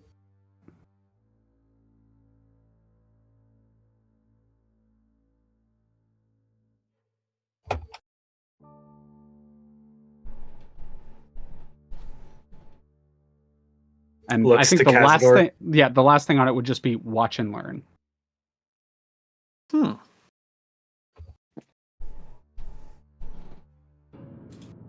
Watch and learn. What is the length of time? Is it like an hour, 2 hours? 6? I think it would be enough. I think it's about, she would know, it's about 8 hours. Oh my god. We're just waiting around. Mm-hmm. It does give you the chance to put scry into your Oh, spell that book. makes sense. Yeah, to prepare it if you wish. The countdown grows closer. Kazador, keeping track of it, does eventually give you the go-ahead that it is that time. I assume all of you I assume, Hakka, that you begin casting a scrying ritual. Do clerics have scrying? I'm quite certain. Oh shit, I do. Yeah. Okay. Let me just. I know if you can't. I know. Let me druids commune with the can as gods. well. I have no idea what they're saying. Yeah. Okay. Yep. Bit Habushi. The font filled with water seems to function as the component. Yep. I do have holy water, so. As you lift the lid off and sprinkle the lock of hair in, the top of the bowl, the water begins to swirl and ripple, catching and refracting the light until an image appears on it. Really quickly before this happens, I want to give y'all... This is going to be like a strap-in, get-your-notes ready kind of situation, but I want to give y'all a chance to do or say anything prior to doing that.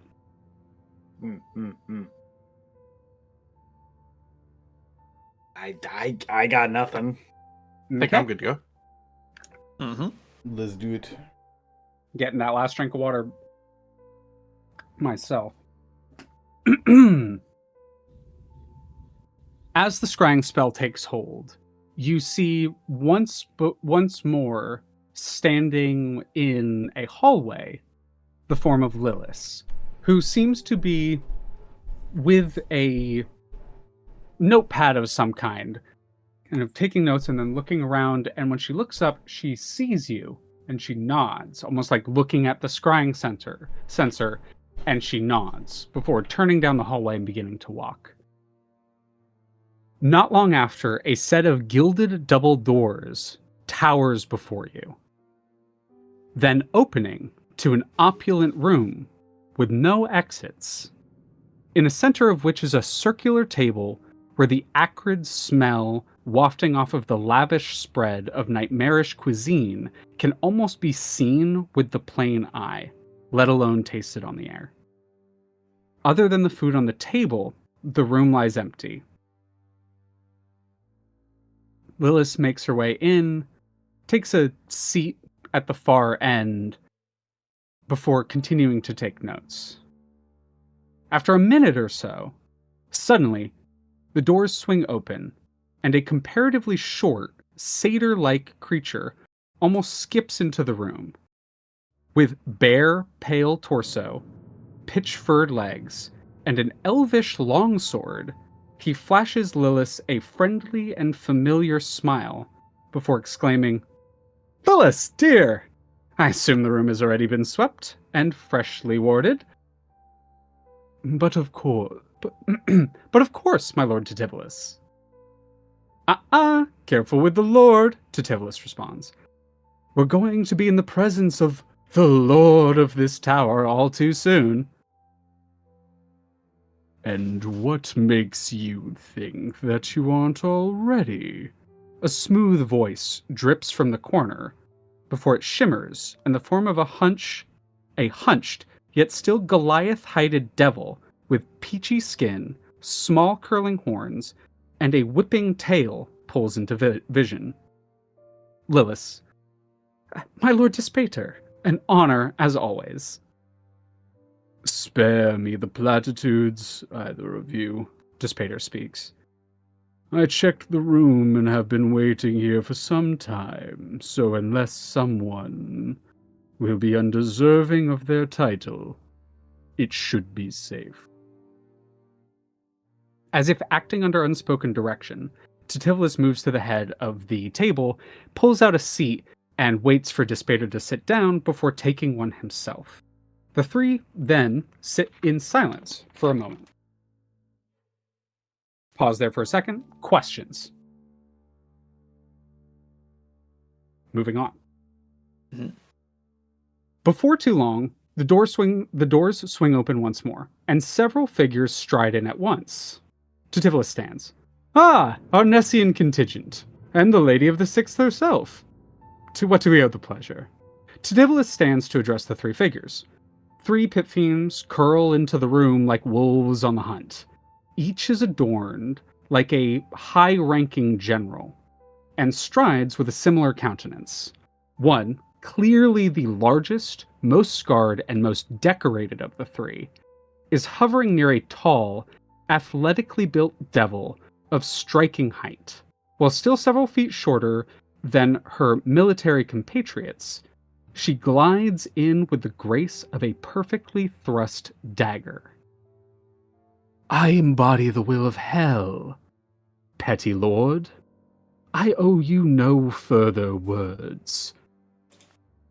The large, towering, high-ranking pit fiend speaks up.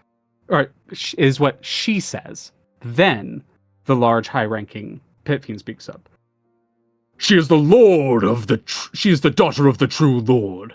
So with her we felt it fitting that we accompany, and you will address her with the respect that she deserves. Despater speaks up. General Balzaphon, I presume?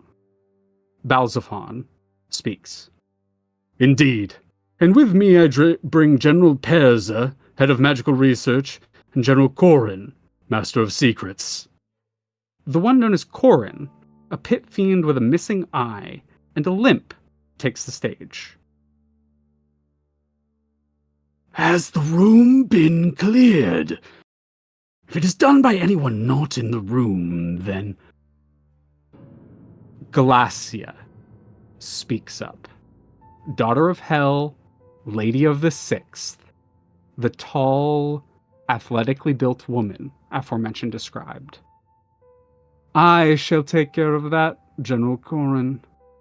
I am more magically proficient between us. Glacia speaks up and begins to circle the room as she gets near. Lilith almost like raises a hand and kind of meekly speaks. I did the check, Princess Glacia. Glacia looks at her and lets out a kind of a huh, with a little bit of a crook of a smile. Lilith, right? I recognize your voice. You're the one who keeps Tixdixl relevant, from what I hear. Despater chuckles. Tixdixl fumes, and Lilith blushes and holds out a hand toward Glacia. To shake. Glacia moves to kiss the ring lightly and kiss a ring on her finger lightly, and as she does, time stops in the room that they're in. Glacia, still seemingly moving while everyone else is frozen, looks up at the scrying sensor. Looking around at your compatriots, Vex and Kazador, your compatriots apparently also appear frozen in time. She smiles. I know you can't ask me questions right now, but I can assure you we are in this together. You will swiftly see what it is that we are working against. They have yet to arrive. And while I by no means believe that we will be able to kill him here, we can at least stop whatever is being planned. If we work together, I guarantee there will be benefits for all of us. I cannot hear you. I can only trust that you hear me. She bows.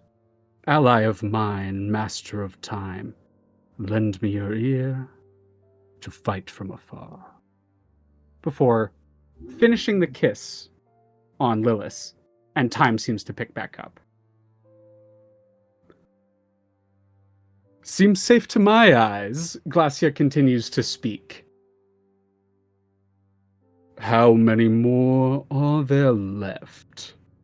Already more than there were accounted for. He begins to grumble as Despater speaks up in response to Glacia. Tixdixl moves to speak. But before he does, all heads turn towards the door as a bright, radiant light, tinged with red, illuminates the entrance. Needing little to no introduction, the fallen angel turned archfiend Zariel crashes into the room, followed by a small retinue including Melolaraz. And for you, Xoruk, Rodimus, the Githyanki general. Or admiral, I should say. Could you give us a brief description of Rodimus? Rodimus is very much a career officer made manifest into the Githyanki. Very much has the rich, opulent, expensive weapons and armor, but also very close military cut shave and a regal-looking beard bejeweled with various, riches and such. But they also very often have a air of superiority about them that they do their best to maintain. They almost looking down on the devils, that the devil lords of the nine hells that they now stand before. They give a curt military nod before taking a space on one of the side walls behind where Zariel is. Zariel, clad in battle-worn yet still resplendent armor, sweeps past the others, and aside from Balzaphon, even the pit fiends cow in her presence. She seats herself across from Dispater, and just utters a simple, Well? Lilith speaks up. Where is the... And she trails off as Zariel glowers at her. Do not worry. I am not far behind. My gate is not what it used to be. A familiar voice creeps in the room.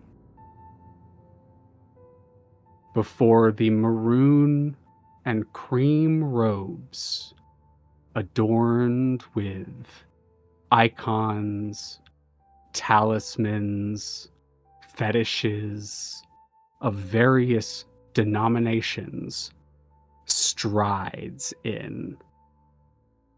The follower, no mask, looks around. Zariel gestures at him. As requested. The follower steps in and with two fingers just moves them forward and the doors slam behind him. The leader of the following smiles, drippingly genuinely, before saying in an all too jovial tone, So, shall we discuss the terms of our deal? And that is where we're going to pick up when we get back next time. Boy. That was a lot. Fucking devils. And dice rolls.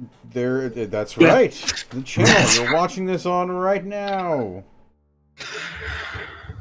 What the fuck? Yeah. This is certainly an intriguing turn of events. But we'll have to see what this means in, 3 weeks. I wanted to leave off on a satisfying moment of okay. I had another cliffhanger, but this is still a really good one. Oh my goodness. But, all that being said, incredible session today. Yeah. Great session, everyone. Thank you all for participating. Yeah. Thank you for running. Without further ado, let's go around the horn and de-introduce ourselves, starting with TheropodArt. Hi, hello, that's me, your boy, TheropodArt. Y'all know where to find me. The fucking Blue Sky, Tumblr, For Affinity, Twitch, all TheropodArt. Streams and commissions will start up in April when I get back from my trip to Japan. So sorry that we're missing sessions because of that. Pretty cool vacation though. Yeah. You're going to Japan. You have a great like pseudo honeymoon, pre-honeymoon. Yeah, we honey been- day, honey sun. honey something. But yeah, that's me. Yeah. That's what I'm doing. And if you need to leave, Yeah, I promised I'd cook dinner, so I gotta vomit. Yeah, I gotta no, go. sorry. Alright. Thank you for. We were just Get had to on go a outta little here. longer. Yeah, boy, I love Bye-bye. you. Boy. up next we've got XanillisGrimm. Hey, that's me. I shilled earlier, so if you were here, cool. If not, you can check my blue sky at XanillisGrimm where I post everything I do when I do it. But aside from that, if no one has told you I love you today, allow me to be the first. I love you very much. Thank you for spending your time with us and for sharing your whatever time of day it is. That's me. Hey. Up next we've got Saris. Hi, hello. You can find me all over the internet at Tixdixl. We're doing some more games. Game on Sunday at Burnout Vaughn's channel, and game sort of, not exactly, on Leah's channel on Monday. Thanks for having me. This was a really, really fun session. You Yeah. buddy had a good time. That will bring us to Citric. Where can they find you? What are you up to? Hi there, I'm Citric. You can find me pretty much everywhere at Citric King. Everywhere being mainly Blue Sky, then all of the other stuff. Pretty busy at the moment. I keep saying that because it keeps being true. But you are starting to see some of the stuff I've been cooking up in the background for other people's channels. In the meantime, keep an eye on whatever I post on socials. And other than that is throwing it all the way to our one and only, the great GM, Leah. Hi, I am Leah. I am here on Fridays. Otherwise, you can find me floating around on other people's channels, doing some fun gaming streams. On my channel, doing some Lancer streams this next week, because both Monday and hopefully Thursday, I'm going to be doing some combat tests to make sure everyone's all leveled up, ready to go, and feeling spry with the Lancer system so that we can prepare for the beginning of the Lancer 3-shot next Friday. So that's the big thing. Back here next Friday, Lancer, I fucking love that game so much. We're returning with the Ungrateful Bunch. And everyone's invited. Thank you. That's me. And I would not be here without DistortionDevil Connor McKinley and the shilling of Bones Coffee and Beard Sorcery. Woo! Correct, both of those. You can use code DistortionDevil when you shop at beardsorcery.com for all your beard hygiene care products.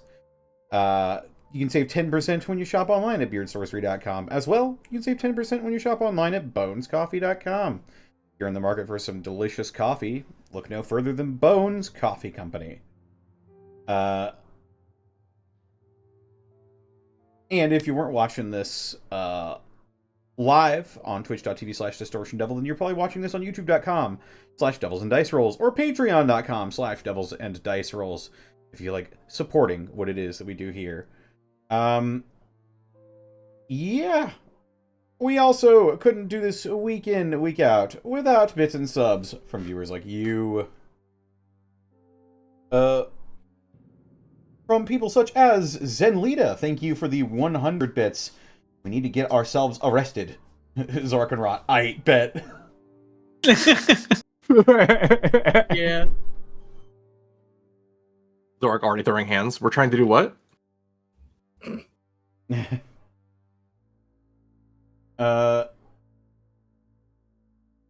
Fringe Type, thank you for the raid with a party of 26. Bingo! And Miss Tweetums, thank you for getting a tier 1 sub. XanillisGrimm. Oh, hey. I'm not a part of the war, but I am a casualty, apparently. Thank you, Tweets. Everything is collateral. Alright, and I need to go grab Frankie Civilian before he gets into targets some are war trouble. So targets. we're gonna go ahead and take things off. Let's see where we can take this crazy party. Laney Pator is currently playing Slay the Spire 2. So let's go ahead and raid my good friend Lanny. Oh, heck yeah. Slay the Spire, topple the tower. Surprise name drop for next session. Raid Laney Pator. Alright, y'all. Raid message will be, this sucks. Sucks. Shaw rule smooth. Bye-bye.